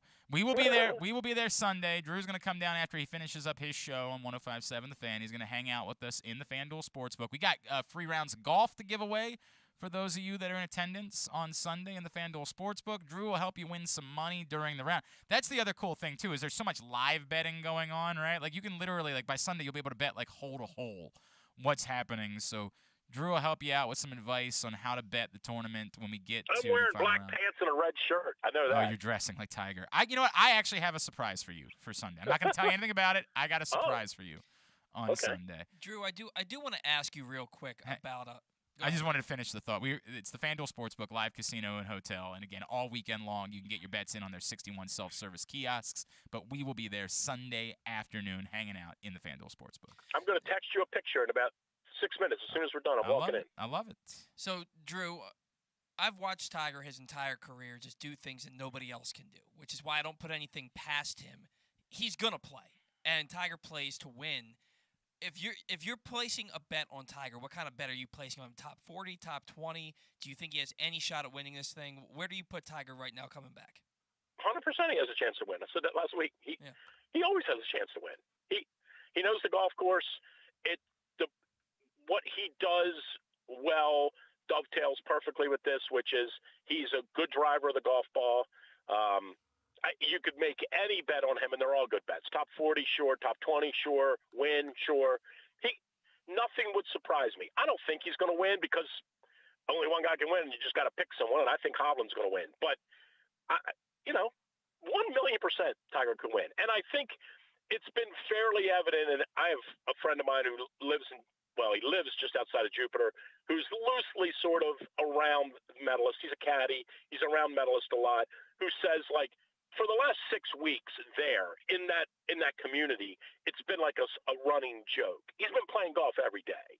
He just is so good at being secretive about it. And there's a piece of the property that kind of juts out near a road, and there will be some people there occasionally taking video and pictures because you've seen some of them surface on Twitter. But he's really, really good at disguising when he's playing. But he's been playing for a month and a half. Like, they've all known he was going to play. And I really wonder, I'm by no means am I discounting what happened to him last year, and I'm not discounting the injury, and it was awful and all that stuff. But I think now, like currently this week, I think he's overblowing the whole, I might play, I might not play, I'm hurt, I can barely walk. I think that's an overblow. Why he's doing that, I have no idea. Like, I don't know what the benefit is of trying to make people or convince people that you might not play. It's not like football where the Ravens disguise if Lamar's going to play. We know why they do that. Well, it's to add to his, but there's his no own game allure. planning at the Masters. You're either You're gonna play the same way, whether or not Tiger. Right, yes, right. Correct. You're not changing the way you play on Thursday because Tiger's in the field. So, but could he win? 100%. He could. Sure, he could win. I mean, nothing would ever surprise me with him for sure.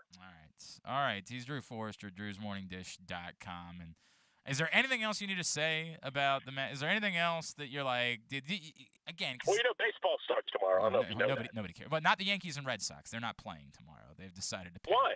I don't know. There's some weather or something. I don't know. Oh, okay. Yeah, they've decided to pass on playing tomorrow. I had the Orioles. I had them at 66 wins, but when they traded you like the over.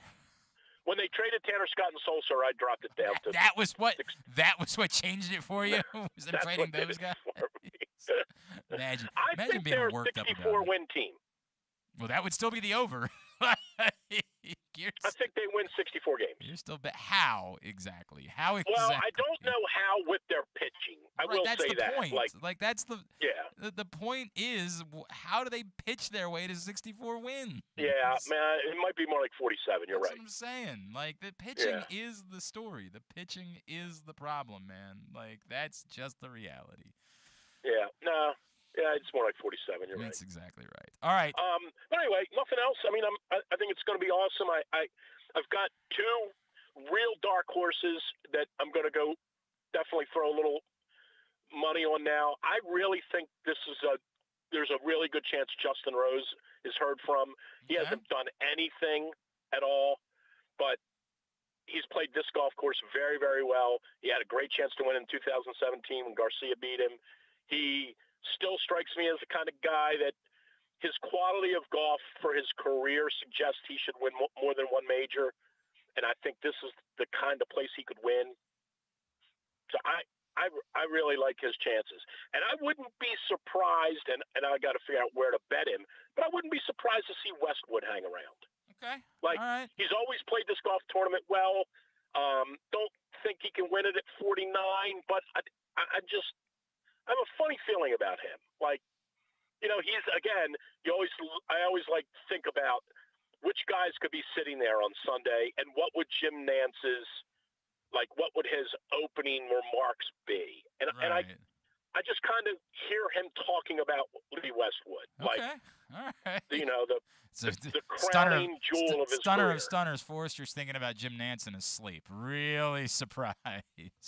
Really surprised to learn that's the case. You had to throw that in there. Huh? Anyway, I'll take a picture. I'll show you I'm in there. All right, hang on. We got to play Would You Rather Wednesday. We got to do that sure. quickly. Would You Rather Wednesday is brought to you by Glory Days Grill. This weekend, as Drew mentioned, baseball is back. Glory Days Grill is celebrating with the Danker Dog, a fully loaded chili cheese dog, which is available all weekend long with fries for just $8.99 Thursday through Sunday. Stop in and enjoy the Danker Dog this weekend as you celebrate the return of baseball.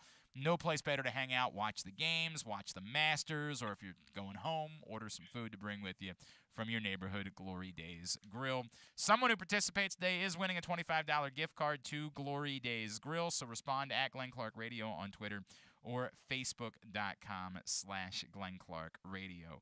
Would you rather, numero uno, speaking of the Baltimore Orioles and their projected win total for the season, would you rather the Orioles stun everyone and win 75 games this year, but Adley Rutschman looks terrible? Or Rutschman wins Rookie of the Year and they win 63? Rutschman every time. Okay. I clearly had the numbers off on this. If I made it 500, no? No. Oh, if you made it 81 and 81? Yeah.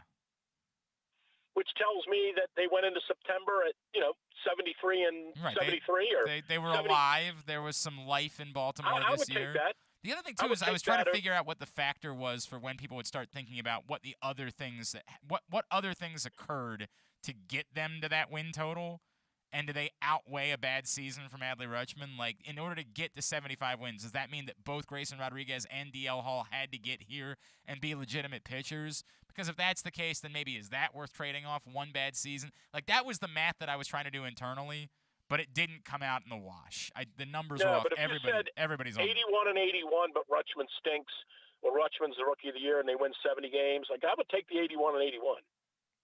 Because I think then there would be some meaningful baseball. I do like the idea of meaningful baseball. I do. I still don't. At the end of the day, there's still just no benefit from being a 500 team, so I'd still struggle with that. Yeah, I don't know that I agree with that. I would have to think more about the what occurred that got you. That's the part that to me I thought people were going to play. Maybe this is just me thinking about how Kyle used to do these things. I thought it would play a little bit more to think about what occurred that got you to that number, and so that was the part that was interesting. All right, number 2. This is a relevant one for you. Your spouse is giving you a lovely gift. Mrs. Forrester says, I got you grounds passes for all 4 days and a motel near Augusta. Go enjoy your week. Oh, my gosh. Or she takes the kids, and again, this is your own spouse, your own scenario. They all go visit the folks. They all go visit your in-laws. They leave you the couch, the TV, no responsibilities for 4 days, and $500 in gift cards for takeout. Which would you rather? I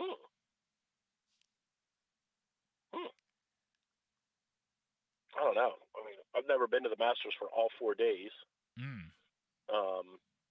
But you've been. I don't know. I don't know that the side Who's that people paying for the wine? Who's paying for the wine when I'm there? You got to pay for the wine while you're down there. Unfortunately, that's on you. There goes all my money. Yeah, right. Correct. Well, you're also presupposing that if I was there at home for 4 days, I'd play golf in the morning. Well, you could do whatever you would like to do. You have no responsibilities. You've got those 4 days to yourself. Well, I would answer it by saying this. I've been to Augusta. I love it. I've never been on the day of a tournament. Right. You always go for the practice rounds. I'm always going for the practice rounds. I've never been there on the tournament day. I have been to other golf tournaments, U.S. Opens, and I went to a Ryder Cup. I mean, I've been to other events on the day of the event, and they are a tad overhyped because you can only navigate your way around. Kind of hard to watch the tournament. Right. But then all the other stuff that goes on with it is exciting, right? But I think I would want to go for 4 days to Augusta and be there. I've never done that. Okay, all right. So, by the way, more people lining up with no, just let me stay at home. And some of that is people that genuinely don't like golf, and they're like, I'd rather. I get it. But there's also people in there who are like, it's the whole thing. I do the think it would experience. be kind of cool. I am a little jealous every year because when I go to the practice rounds, there aren't any people sitting around 18 generally. The ropes are there, and I've stood there many a day and remembered where putts happened, like on 18 green. Like I've stood there and I'm like, man, Marco Mira was right here. This was his line. And this is where Greg Norman putted and almost won. Like I've done that, right? I do think it would be cool to be there on Sunday. Okay, all right. To see all right. to see the winning or the whatever, to see the final putt, assuming it doesn't go to the 10th hole playoff. Right. But I think it would be kind of cool to be there on a Sunday. All right, and number 3, this requires you to have seen something that went viral this week. Are you familiar with the idea of a peanut butter cup? Not at all. Okay.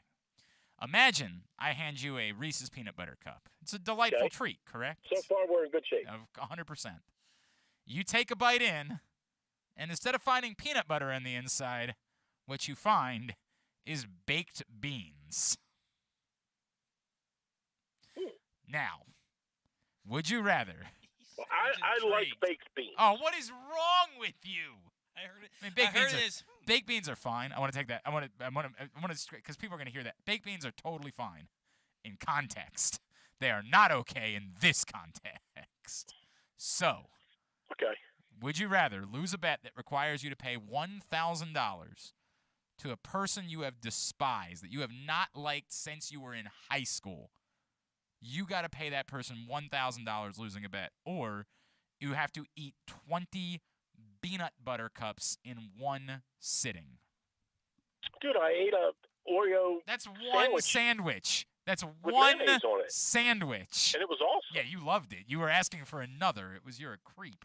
Give me the 20 peanut things. God, what's wrong with you? What's wrong with you? You got a problem. All right, drewsmorningdish.com. Then Sunday at noon, Fairways and Greens on 105.7 The Fan. Are you doing anything special for this show? By the way, you haven't even asked me who I do. I actually have a special guest joining me who has played in the Masters a number of times. Okay. All right. Never won it. All right. But has played in the Masters a number of times. How do you He know? will be joining me on the debut edition of Fairways and Greens. But how do you know Len Matisse? I don't even understand. How did you guys become No, friends? not Len Matisse. You're not even going to bother asking me who's going to win? I am not, because I already know who you're going to say. Well, and it's kind of joke. disrespectful of you. It's I an ask old, you tired every joke. year. Come up with new material. Every year, you're telling me to come up with new material. Come up with Every new year, material. I ask you who's going to win the Masters. You said Victor Hovland, and That's you're correct. not going to ask me. I'm doing a lot of research. I'm putting a lot of effort into this. I'm getting ready for our appearance Sunday at the FanDuel Sportsbook at Live Casino and Hotel. I am putting effort in, and you're not going to ask me who's going to win the Masters? No, but I'll go put a bet on Chichi Rodriguez for you right now. Why do you step on the bit? I was gonna have Paul ask me instead. That's where I was gonna go. Sorry. That's of course my pick for the Masters, Chichi Rodriguez. That's the way. Look, I keep telling you, he's due. He's due. He is due. He's due. That's for sure.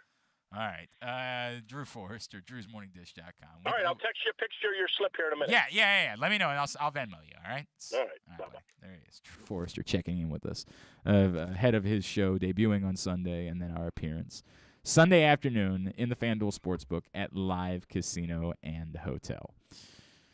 Okay, we continue along on a Would You Rather Wednesday edition. Quickly, your answers for Would You Rather Wednesday. Number one, you're still going with Rutschman. Yeah, I think that I got to figure out what the numbers would have had to have been, because overwhelmingly everybody's going with Rutschman. Brett, come in here. You can play Would You Rather Wednesday too. Brett Kronthal's here. You can come in and play Would You Rather Wednesday.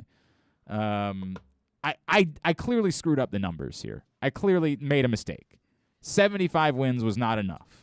I don't know what I would have had to have made, or maybe the opposite way. Like, what if it was 75 versus 47? What if the flip side was a 47-win season? I can't imagine getting much higher if Rutschman doesn't work out. And now, and I guess if you're just saying he stinks this year, but maybe he can still No, be it's good. not. It's not saying he can never be good again. He looks terrible this year. Yeah, I guess And something had to go right in order to get you to 75 wins. Something had to go right because there's no way you look at this team and think that they could win 75 games. The danger, of course, is that it's Jordan Lyles, which helps you in no way, right? If the Orioles win 47 games and Rutschman, I don't think Rutschman's winning Rookie of the Year if his team wins 47 games. But well, I mean, if he's that good, but I can't see that. I can't have them take that big of a step back, even though it's only 5 losses. That's like historically bad. But you're right. A lot of things would have to go right for him to stink, and then. I wouldn't be able to. I wouldn't internally. I don't right, think so I tell could me the cope. numbers. Tell me the numbers that would be the trade-off for you. Rutschman stinks, but they win 85 games. Versus Because that means Rutschman being Rookie of the Year and then winning 63. Okay, all right, Yeah. all right. So Brad Kronthal is here. We're going to talk to him in a second. Brad used to. We called him Brad Penny back in the day, and I found out recently when I bumped into Brad that he was still saved in my phone as Brad. Why did we call you Brad Penny? Where did that come from? I don't know. It's great to be on your program. You got to talk right into the microphone, Brad. I apologize. I said, I don't know. It's great to be on your program, by the way. It's a wild time, right? Do you remember? You don't remember why it is that we called you Brad Penny?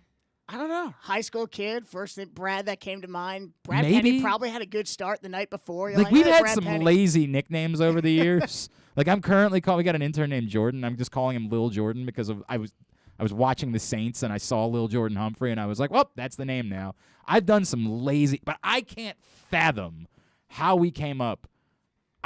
For the life of me, I can't fathom how we came up with Brad Penny for you. We'll have to look up the box scores in Yeah, 2011. right. Go back and figure out exactly what the scenario was. All right, so the question was for Would You Rather Wednesday.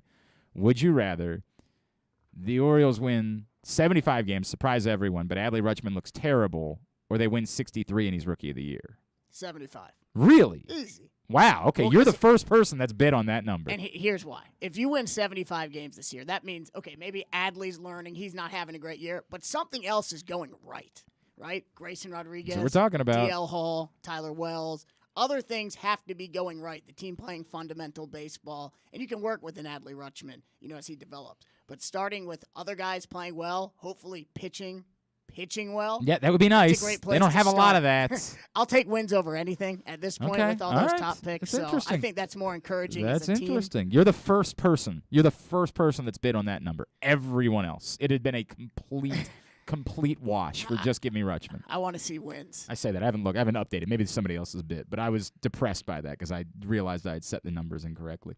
All right. Would you rather number 2 is the Masters one? Would you rather your spouse? Now you don't have kids, Brad. You're not even married yet, are you? Oh, you are. Congratulations. COVID right? does some crazy things. I did so not. I did not. Married in last October. Congratulations. Thank you, I did not. thank you. We follow. No kids. I follow you on social, and I had no idea. But congratulations. So no kids for either one of you. This is relevant for me. So your spouse wants to do something nice for you. I had a friend whose spouse reached out to me and was like, he just got his master's. I want to do something for him. I want to send him somewhere. I'm really happy for him. Like, can you get 10 days off and go with him to Carnival at the end of the month? I was like, I don't know what world. Like, it sounds great. I'd love to. She's like, I'll pay for everything. I'm like, God bless you. I cannot just up and take 10 days off at the end of the month. Just not an option for me. I'm not living that type of life. I hope to one day, but I'm not living it today. But she wants to do something nice for you. She's got you grounds passes for all 4 days of the Masters and a motel in Augusta. Because if you know anything about Augusta, you're not getting nice accommodations. Like, this is what you can get, is a motel probably 30 minutes outside of town. That's what you can get. But she's got it taken care of. You got grounds passes for all 4 days of the Masters. Or she or he, whatever you're into, this is not a judgment thing because it's not just the two of you I'm talking to. It's everybody else who's listening, says, got the weekend to yourself. I'm leaving. Kids are leaving. Dogs, whatever it is, whatever you want. Maybe you want to keep the dog there, that's fine. Whatever you want it to be, you got 4 days to yourself, couch, TV, whatever else you want to do, and $500 in gift cards to spend on takeout food. Which would you rather?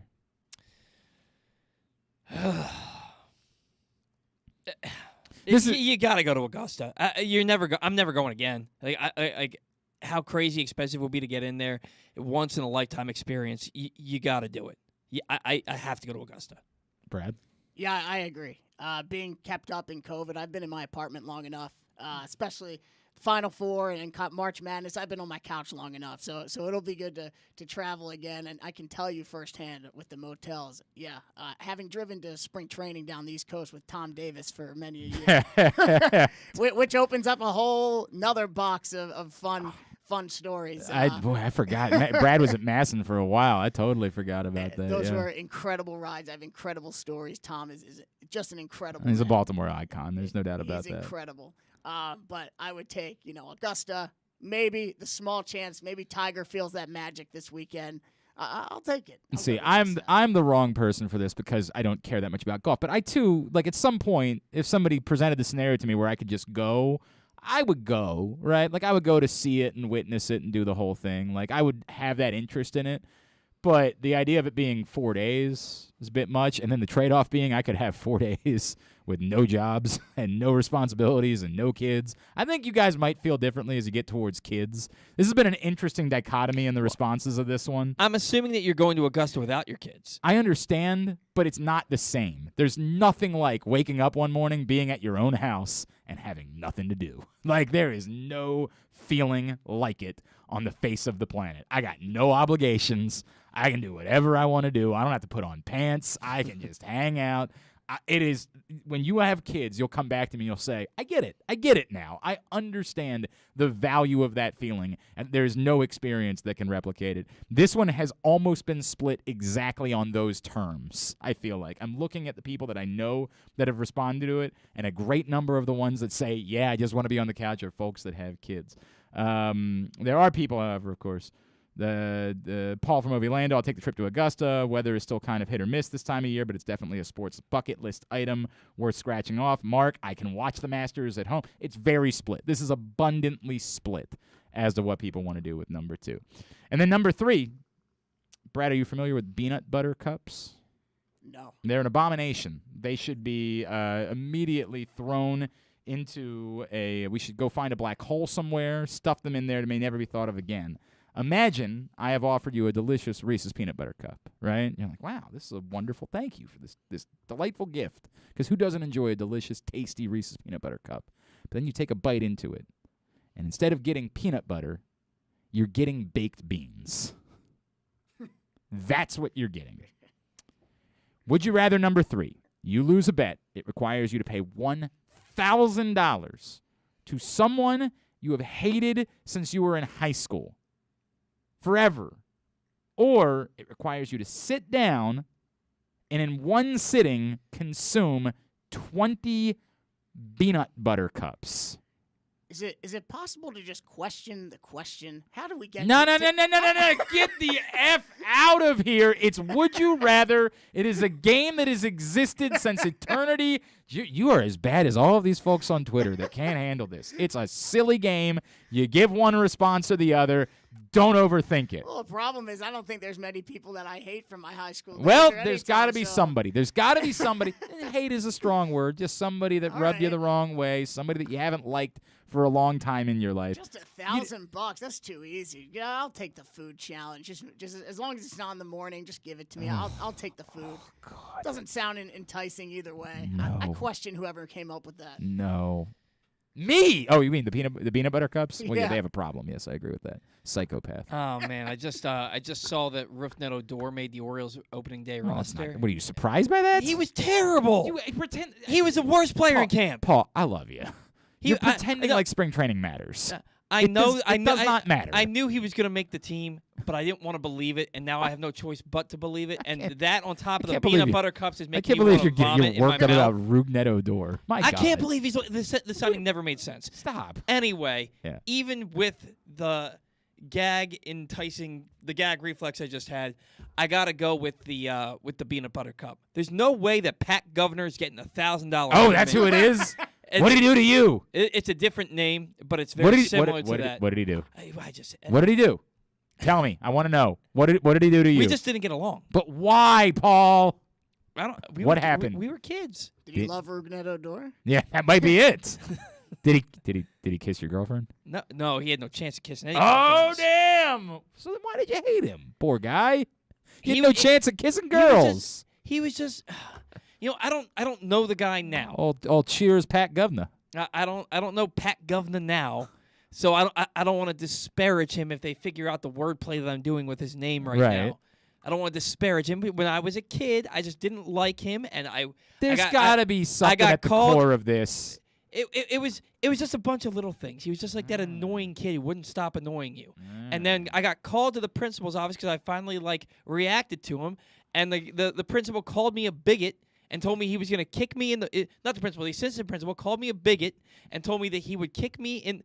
This was there's a lot going on here, man. We might have opened up a Pandora's box that we can't close. This was a white gentleman, so it wasn't like I was being. He called me a bigot and a jerk and said he couldn't wait to see where I ended up in life so he could be the first one to kick me in the pants. Oh. Well, because has he done it? No, because I said would you like me too? I don't even remember the assistant principal's name. I couldn't believe he said it to me. I was 14, but he said that to me because I said, look, I just don't like Pat Governor. You know what? And I'm never going to like Pat Governor. I got to be honest with you. I think I might be on Pat Governor's side. You're not presenting a compelling story as to why you hated the man.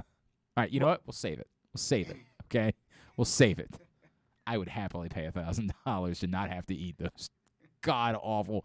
Look, $1,000 is money. Like, I'm not at a place where, it's like $1,000. I could just, whatever, here's $1,000. It's real money to me, but I remember having this feeling. I lost a bet that required me when we were down at WrestleMania. Our buddy AJ Francis, his backyard had an alligator pond in his backyard. We were staying at his place in Orlando, and we had made a bet that the loser was going to have to go jump into the alligator pond. Oh, no way. Now, that sounds reckless enough. Consider the fact that the timing was the opening day was on Monday, so I had to fly out at 5 a.m. to be back in town for opening day. And so we were going to go directly from WrestleMania back to his house. I was going to get into the alligator pond and then directly go to the airport. I was not going to have time to shower, to do all this. It was all a nightmare. And I lost. And I remember the night before, we were out and we decided to play credit card roulette. The boys all went out, and we were out some professional athletes. The tab was a little bit up. We all decided we were going to play professional credit card roulette at the dinner tab. And I remember our buddy Aaron Oster from VSiN out in Las Vegas lost and was like, I would rather get in the alligator pond than pay this bill. And I looked him dead in the eye and I said, I'll pay it right now. I will pay that bill for you to get in the alligator pond instead of me. And the moment I said that, he said, nope, changed my mind, and he paid the bill. The moment I called him out on it and said, I will happily pay what was a significant amount of money to not have to jump into that alligator pond, he was like, I'll take it. And also, we had to do it in the dark, by the way. Had to do it in the dark. No idea where the alligator. Why do you guys want to bet each other who wants to die? We did. Clearly, I did not die. So you'd rather eat the peanut butter? No. Than go in the alligator. Well, that's true. I would definitely rather. So you jumped in the alligator yes, pond? Yes, 1,000%. I went and got in the alligator pond. It's fine. Did you feel an alligator tail or I anything? did not feel it, no. I did not. I think the rule was I had to stay in for 30 seconds. And we had heard, you couldn't sleep because you could hear the alligators, man. They were real. And so it was 30 seconds. I'm sitting there your friends you have this. Terrible friends. No, we do these things. No, that's dumb. You have a friend that called you a bigot. Anyway. And not a friend, an assistant principal. You would have been fine. Just look at Chubbs Peterson. That's right. That's right. He was fighting a hell of a career until it ended up getting the best of him. Yeah. No effing way. All right. Continue to get me your responses. Would you rather Wednesday? Somebody's winning a $25 gift card to Glory Days Grill. The reason why Brad Kronthal has joined us this morning, one, I hadn't seen him in a long time, and it was great. We bumped into each other. I was out at Tamir Goodman's event that he did at Dick's in Hunt Valley as he made the official unveiling of the Aviv Net, which is now available and really quite remarkable, the technology that's involved it cleans the basketball just by going through the net. I mean, it's really incredible. It's an unbelievable innovation in athletics. And I bumped into Brad, and I realized it had been a long time, but I knew I had seen Brad's name pop up recently. And I had been thinking about him, and I couldn't remember what it was, and he reminded me, and then I remember, y'all are not effing around.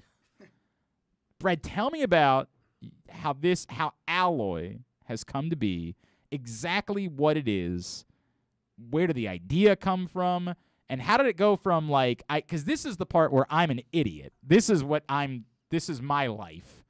I don't know how it goes from I've got an idea for a betting platform or betting resource, I guess, to an actual launch that has a lot of money behind it.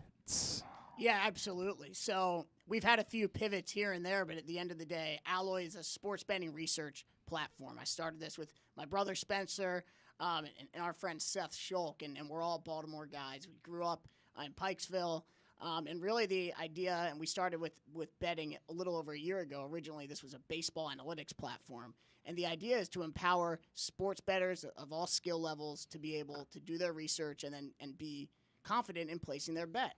So, this started a little over a year ago, and we were doing our own research, getting into sports betting. It's become legal and state by state nationwide. And we couldn't find a place that we could just do our own research really efficiently. A lot of the market is expert picks, right? Yep. And there's no transparency. You see guys' picks per night. You can see their win total. You can see, the money they've won. Yeah, some idiot I know told everybody to bet what did I get wrong last week? I got a couple of things wrong last week. I had a great week the week before that, and then last week I got killed. I had Yeah, Charlie Davis won most outstanding player, or it's not Charlie Davis. What's his first name? Caleb Love. Caleb Love. On Caleb Monday. Love. I picked Caleb Love to be Charlie most Davis, where did outstanding that come player. from? I don't know who that is. It was an abomination. But that's all it is. I'm just guessing, and that's what a lot of people are doing. It's just guessing. It's guessing, and you're relying on a lot of blind trust. People that say they're really good, but what actually goes into a pick, right? If someone says they're taking UNC or someone says they're taking Kansas and they've won a lot this year, that's great. But at the end of the day, it's still you saying, what do I want to pick? I don't have much behind that. So what we wanted to do was build a platform where, we're big sports fans and build something for sports fans where if you know the games, have an idea of what you think leads to winning. So for us, with basketball, if I think 3-point percentage, free throw percentage are integral factors into winning, I make my own personal algorithm. We let you save that, and then you can pull that up and tweak it over time. We can let you filter with, if you want a home team or a road team. But at the end of the day, you get to build your custom strategy. We tell you how that's worked in the past. We have up to 9 years of data, and this all happens on the back end. All you have to do is type in stats that you think lead to winning. We tell you if it's worked. This is That's incredible. I'm at alloysports.com right now. So is it better the website or the app? So right now it's best to use on a desktop or a laptop. Okay. We're mobile compatible, but we're building out our app this summer in addition to other sports. So really the last step of building your strategy is you see how it's worked, but then, okay, that's great, but what does it mean now? What do I do with this information? Right. So we break it down into spread or money line buckets. We give you different ranges, and we tell you how the win percentage, the projected earnings, and the return on investment for that strategy. And then we show you tonight's games if it's basketball or, that week's games if it's football, the games to actually bet on that fit your strategy and that are profitable.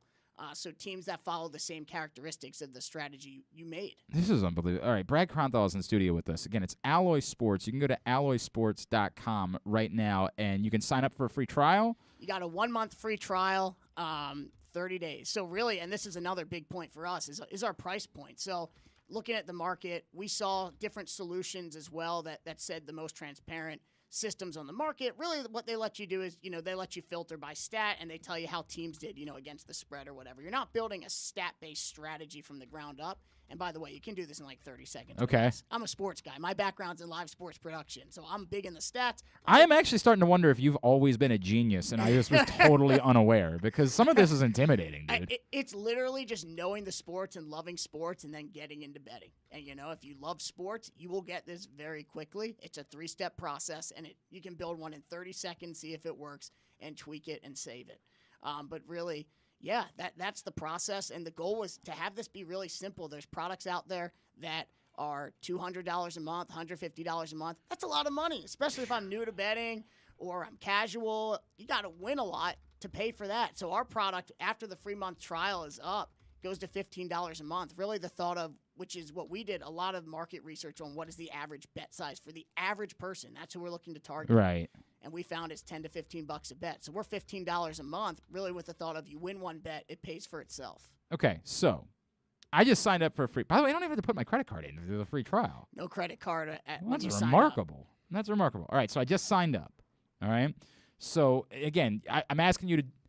I am intimidated by too much. I'm a dumb. I do internet sports radio for a living, Brad. I'm the dumbest human being that's ever lived. I don't know how my father-in-law respects me. Okay, I have nothing to offer the world. I bitch about Lamar Jackson's contract for a living. That's what I do. Okay, so let's just say, for example, I am looking at the slate tonight. And I see there's I believe the Wizards are playing this evening. They're playing the Hawks. The Wizards and the Hawks are playing. So I want to know how I go about. I'm staring at this, right? I'm staring at your platform, and I don't know where to start. Absolutely. Tell me where to start. Absolutely. So one thing that's really great about what we're doing, you go on our homepage. The first thing you'll see is a bunch of odds from tonight, the spread, the money line, the over/under, just so you can get familiar of the games that are on tap. A second great resource is our news and resources section, and we do what we call our forecast, right? We don't want to get into the picks game, your lock of the night, because we know that there's no such thing. Correct. If Yes. you bet on the Lakers, LeBron rolls his ankle in the first series, everything changes. You might have done all the math correct. You might have known this happened to me the other night. I was betting Shelby Rogers and Kaya Kanepi, and Shelby Rogers, who was dominating, all of a sudden decided to lunge for a point when she was up a set and a break and messed up her knee and played through. God bless. I understand that's the sportsmanlike way instead of just retiring and canceling the bet. But she played through and couldn't serve, could not. She was wrecked the rest of the way. Lost to Kaya Kanepi, and it wrecked my entire night. So hypothetically, if we're talking about something like that. Absolutely. Hypothetically. So our news and resources, we have these articles, which are awesome because you'll see different articles throughout sports betting landscape in the content section. They tell you who to pick, and this guy's good, the opponent's hurt. We tell you, the reasons behind the strategy, but we actually give you the strategy in the actual article too. We tell you the stats we use, the values, the filters, so you can actually take this successful strategy and then plug it into the platform yourself if you agree with it and start with a profitable strategy. But really, you want to start with our platform. You're going to start on our metric page right here. It's the first page. You have your results at the top. Essentially, you choose between spread or money line. So betting on the game, right? So that's what we're focused on. Mm-hmm. And then the time frame you want to back test, and then your unit size. Unit size is how much money you bet on a game. We preach, smart betting. So betting the same number on every game consistently. Sure. So building your strategy, you have this drop down in the middle called Select Stats. These are all your NBA stats. Our data is powered by Sport Radar, a major data provider for all major sports. So all this data is completely legit, and there's a ton of it. And really, it's building your own formula. You can be a front office, baseball guy where you're thinking about building a wins above replacement, or you could literally just plug in one stat, like free throw percentage, and see how it's worked. But really, the goal is, you build a strategy, you build a formula, and see how it's worked. So multiplication and division really make it equal weighted. So if I do free throws percentage times offensive rebounds per game, I want to see the higher value of those and how it's worked. I hit update, and we break it down into the 4 spread buckets. And so as it populates, you'll see right away within 10 seconds I built that, we're profitable this season in 3 out of 4 spread buckets. A little bit over 50%. So what do we do next? The next is the filters. I know that the away filter has been profitable this year. Okay. So let's hit away and run it, and you'll see these heavy favorites jump from 52% to a 61% win percentage. Okay. And that's over a 90-game sample size. So the last step is the upcoming games. And basically the upcoming games tell you, here's the data, here's the results, here's the strategy you built with your stats and your filters. And trust me, once you're on it, you get the hang of it after 30 seconds. All right. It tells you the games to bet on that fit your strategy. So we tell you all of them that fit. I only care, let's say, about the games that are over 60% because I don't want to bet on anything that's under that. Right. So let's see if there are any games that are greater than 60% win percentage from this season. This is the guarantee fairy from Tommy Boy. I want to know. I don't want my daughter to be missing in the morning. I want to. So tonight, Celtics pop up as a team you'd probably look to bet against the Bulls. And then we list 4 sports books because we are not an operator. We're just a researcher. Sure. You can't place a bet through us. We're partnered with FanDuel, so that's the one that I would want to use. So FanDuel's at -7. And we show you. So based on these valuable statistics, the ones that you have knowledge of, free throw percentage and offensive rebounds per game, it's telling me that the Celtics are a more than 60% safe bet to cover 7 points against the Bulls tonight. Yeah, it's telling you that teams like the Celtics this year, they have the higher value of your strategy, have won 61% of the time this season. And now what I would do after this, go check the injury reports. If Tatum's out, if Jaylen Brown's out, sure.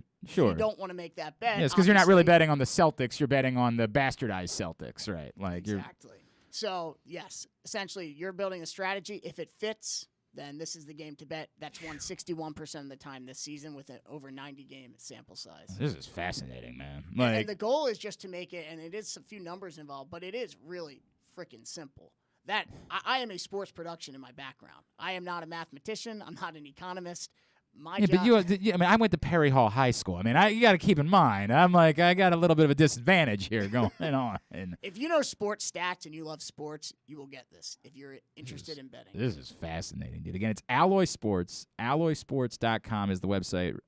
Is there an app coming? There's an app coming. We're building it this summer. And our next goal is the NFL. So we have an NBA offering. We launched for the NBA playoffs. That's live now at alloysports.com. And then our next big target is the NFL, getting ready for football season. You got some pretty significant partners that are involved with this. Yes, we do, and they've been incredible. One of them is the Warshawski Agency and W Ventures with David Warshawski and his team. They've been absolutely incredible handling the marketing side and on the business side as well. So we're really appreciative of them and really know that this can make a great push with their help. And having them on the team has been incredible. And I know our buddy Mike Bordick is involved with what you guys are doing. Yeah, Mike started with us when this was a baseball platform, and he believed in us, and he loves the system. Mike's always been one of the more analytical guys when it comes to baseball commentary around here. So he got it, and he's been an absolutely incredible resource and advisor, and we talk regularly. He's heavily involved and couldn't say any better things about Mike Bordick. At Alloy Sports on Twitter is how you follow them. And, of course, alloysports.com to sign up for your free trial. As we're all trying to gain an edge as we move into the betting world, this is a huge opportunity for you to really, again, instead of just listening to what stupid dummies like me say, and as I admit, I'm guessing. They might be educated guesses, but they're still guesses.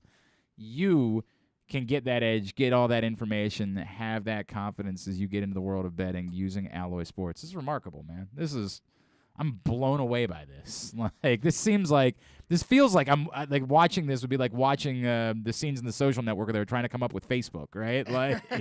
I mean, the goal is the power of the system, which we know we have, and the ease of use. We're trying to make this as easy and simple for everyone to use. So if you know sports, you will be able to plug in this and understand it and run what you think leads to winning. Because at the end of the day, you're betting on your intuition, and we let you just test that. Hey, I think the Ravens are going to win this week because they run the ball really well and because the defense they're playing isn't very good. That's great, but the odds makers account for that. Mm-hmm. So ours is a twofold approach. So it's telling you what's good, but also, how has it worked in that spread range? Right. There's a reason that games are handicapped the way they are. It's wild, man. So we tell you that. That is we wild. do all the work. You just plug in what you think leads to winning, and we tell you how it's worked and what games you should bet on this week. Right. We want to win your money. We're for the fans. This is remarkable. Brother. Well, I'm blown away by it. Truly blown away by what you guys come up with, and look forward to being able to use it myself and sort of put it to work. Proud of you. This is I think it goes without saying that you might be officially the most accomplished former intern that we've ever had. I don't think anybody else has launched anything like this. This is true. Although I did have an Emmy winner at one point, so I got that's about the only other great accomplishment of any of our former interns. This is I'm blown away. Man. It all started under your tutelage. Stop. I know what I was like then. I don't think there was a lot of tutoring going on at that point in my life. All right, I got to wrap up the show. You want to hang around for a minute? Absolutely. All right, very cool. It's Brad Kronthal. Alloysports.com, again, is the website to find out more about what he has going on. Hey, Drew mentioned he's going to be Stand the Fans guest tomorrow night for Masters Week. They're going to be talking on Facebook Live. And if you missed it earlier in the week, Stan and Ross Grimsley, very emotional conversation with former Orioles reliever Jim Poole about his battle with ALS, and appreciate that honesty, that reflection, as he's using his voice to let people know about it and let people know what's going on. It was a powerful conversation. If you missed it, find it at facebook.com/PressBoxSports or go to the videos tab at PressBoxOnline.com. We'll come back in tidbit tubular to wrap up the show. It's Glenn Clark Radio. Sports fans, the wait is over. The all-new FanDuel Sportsbook is now open at Live Casino and Hotel in Hanover, Maryland. This is your chance to win big right in your own backyard. Bet on every sport with self-service kiosks and watch all of the action from the best seat in the house. Make every moment more at the all-new FanDuel Sportsbook at Live Casino and Hotel in Hanover. Please play responsibly. Gambling problem? Please call 1-800-GAMBLER or visit mdgamblinghelp.org. The newest edition of PressBox is available now. On the cover, we celebrate the 20th anniversary of Maryland men's basketball's 2002 NCAA Tournament Championship, as Gary Williams reflects on how the program rose from the ashes of NCAA sanctions to the pinnacle of the sport, and why his perspective of the title run has changed now 2 decades later. Plus, Juan Dixon, Lonnie Baxter, and the rest of the team relive the moments that ultimately led them to cutting down the nets in Atlanta. PressBox is available for free at over 500 area locations, including 60 Royal Farms stores. And you can always find the entire edition, as well as the best daily coverage of the Orioles, Ravens, and Terps at PressBoxOnline.com. Answering Baltimore's calls for help, running in when others run away, working together toward one shared vision for a thriving city. That's your Baltimore Police. But the department needs more good people, people like you. Join a proud new generation of Baltimore Police and make an active difference in your community. Start with competitive wages and excellent benefits on day one. Join for good at bpdrecruit.org. Gambling can be a fun and entertaining experience, but there are risks involved. If you're planning on betting on the game at the casino or on your phone or computer, know your limit, stay within it. Set a budget and a time to stop. Remember, gambling isn't a financial solution, and it doesn't mix well with alcohol or drugs. Know the risks and have a plan before you begin gambling. For free and confidential services, call 1-800-GAMBLER 24/7 or go to helpmygamblingproblem.org. Stan the Fan here, welcoming back one of my favorite sponsors, the Costas Inn. And everybody around Baltimore knows that the Costas Inn is a great place to go and grab crabs, steaks, salads, soups, whatever's on your mind to eat in person. But did you know that the Costas Inn has upped their game? They are now one of the premier takeout places in Baltimore. Give them a call now to order your food, 410-477-1975. That's the Costas Inn over 4100 North Point Boulevard. The biggest pro wrestling stars today and all time all have one thing in common. You've heard them on Jobbing Out. Matt and Nick Jackson, the Young Bucks. Thanks for having us, man. Appreciate it. The great Kurt Angle. Thanks for having me on the show. I appreciate it. Matt Riddle. Yeah, man. Thanks, man. The champ, Drew McIntyre. Oh, thank you for having me. The great Ron Simmons. Damn. Keith Lee. Appreciate you guys having me, man. Bill Goldberg. My pleasure. Charlotte. Thank you so much for having me. Mick Foley is with us. This is the greatest name for a wrestling show I've ever heard. MJF. I'm glad you're happy I'm on this show because I'm freaking miserable. Le champion.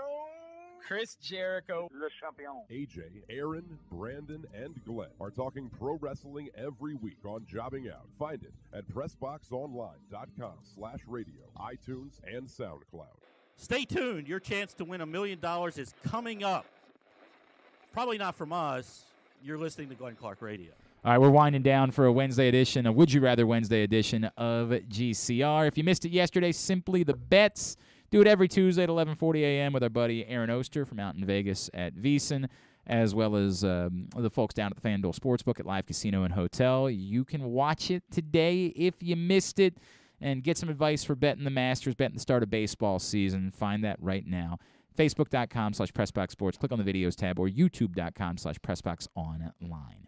Tidbit is brought to you today by the Baltimore Police, as they are looking for some folks who are maybe ready for a transition in life, a new challenge.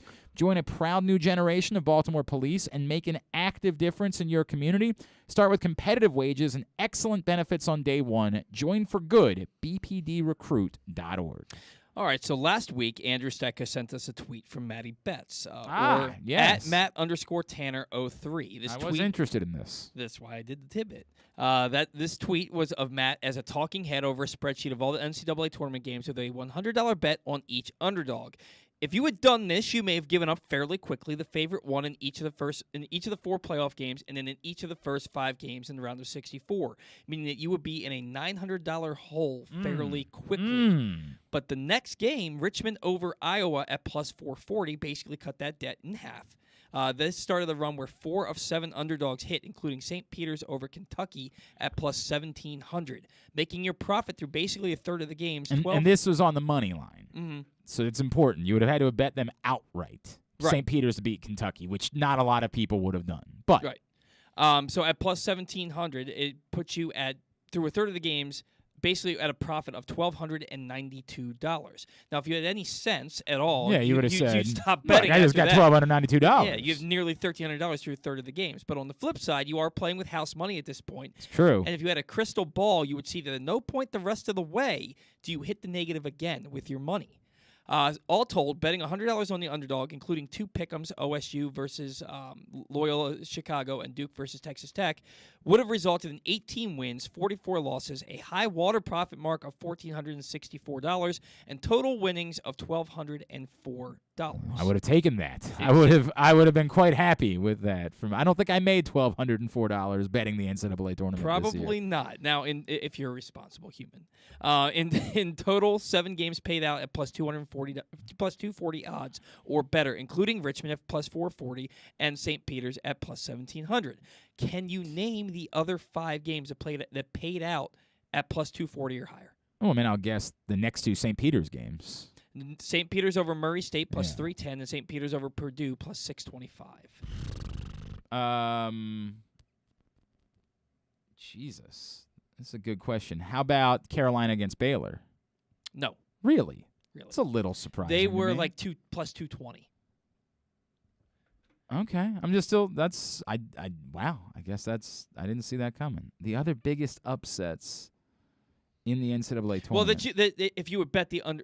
Yeah, it makes sense. If you bet the underdog, you won. Yes, that's correct. So they had to pay out as a significant. This is good. Brad, you you remember any of these? Say that again. So there's 3 games left. What about the New Mexico State?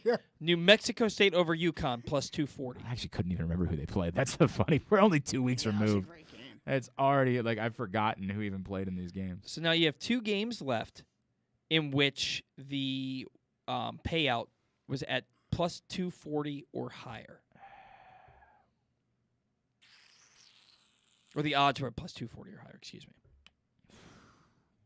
How about... God, it is really hard to remember who these... Man. I'm literally going through the bracket in my mind and trying to go back and remember. This is embarrassing. How about... Oh, God. I genuinely don't remember. What if I tell you the teams that they beat? Maybe. All right. Auburn got beat. Auburn got beat by, oh, crap. Miami. That's right. Thank you. Well done. At plus 260. And then the number 1 overall seed lost. The Gonzaga? That was that big of an upset, really, for Arkansas? Mm-hmm. Plus 425. I'm surprised by that. Plus 425. I cannot believe that you got better odds on Arkansas than you did for Carolina against Baylor. That's stunning to me. Arkansas was really good. That's stunning to me, man. All right, very good. I was interested in that. I appreciate you following up on it. Yeah. All right, Tubular brought to you today by Underdog Fantasy Football. You, of course, can't bet still on your phone or on your computer in the state of Maryland. It's not legal yet, but you can feel like you're betting when you play Underdog Fantasy Football. Plus, we match up to $100 when you make your first deposit if you use the code PRESSBOX, UnderdogFantasy.com, or download the Underdog app. Here's what's coming up this afternoon, this evening. As I mentioned, Wizards Hawks, 8 o'clock on NBC Sports Washington. ESPN has Nets Knicks at 7:30, Suns Clippers at 10. I think we should take a moment and recognize and just sort of reflect on the Lakers being eliminated from postseason contention. Very sad.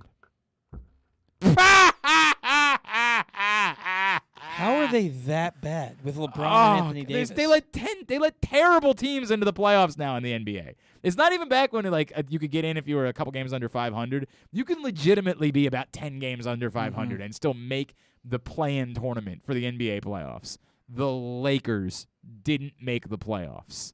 Oh, my God. What a miserable week for Duke fans, by the way. Just a wretched, awful week for Duke basketball fans. You got to give one of them a hug. They'll probably kick you in the nuts. Suns Clippers night at 10. ESPN also has that par 3 contest we were talking about. That's today at 3. TNT Lightning Capitals 7:30. Flames Ducks at 10. Champions League on CBS this afternoon. Chelsea and Real Madrid at 3. MLB Network Phillies Rays, and TBS tonight for AEW Dynamite at 8. Anything non-sports wise that stands out? Moon Knight episode 2 on Disney Plus. God, I still haven't even watched. I gotta get on that. I got sucked into the Fresh Prince thing. I'm riding it through. You are gonna love this on ABC at 8:00 tonight. The Kardashians, an ABC News special. Well, if there's anything that ABC News should be investing resources into right now, I would definitely say it's getting to the bottom of what those Kardashians are up to. Well, and then the Kardashians are going to be on Jimmy Kimmel Live. Why not? Later tonight, along with Rob Gronkowski. Maybe he'll tell us what his plans are for the future. Maybe he will. That's a good point. And then stuff and things. Point. All right, very good. Find it all at GlennClarkRadio.com. Brad, where are you on Twitter? What's your... So you can follow us on @Alloy Sports. I'm at @B_Kronthal. I'm not too active. It's KRONTHAL, but definitely give us a follow on @Alloy Sports. We put a bunch of good forecasts up there, good games to look at.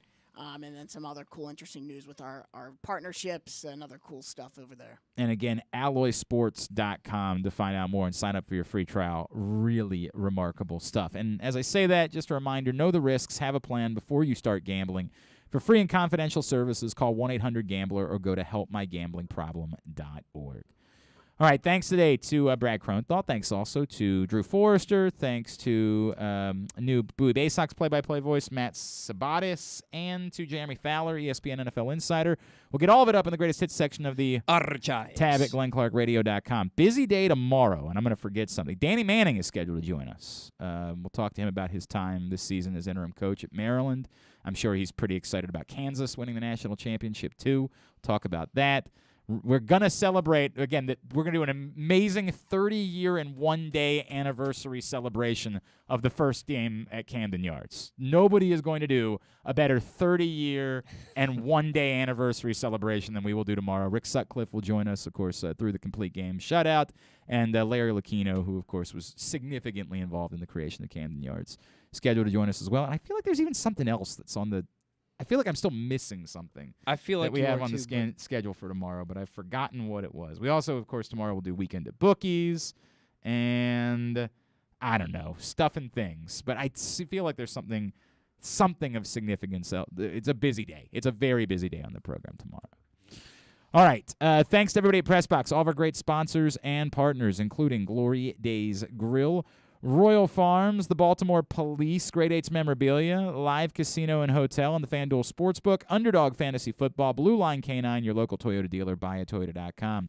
Thanks to Paul. Follow him on Twitter, @PaulValley3rd. Follow us on Twitter and Instagram, @GlennClarkRadio. Have a great Wednesday evening. Go nobody. Duke sucks. Ohio State sucks too.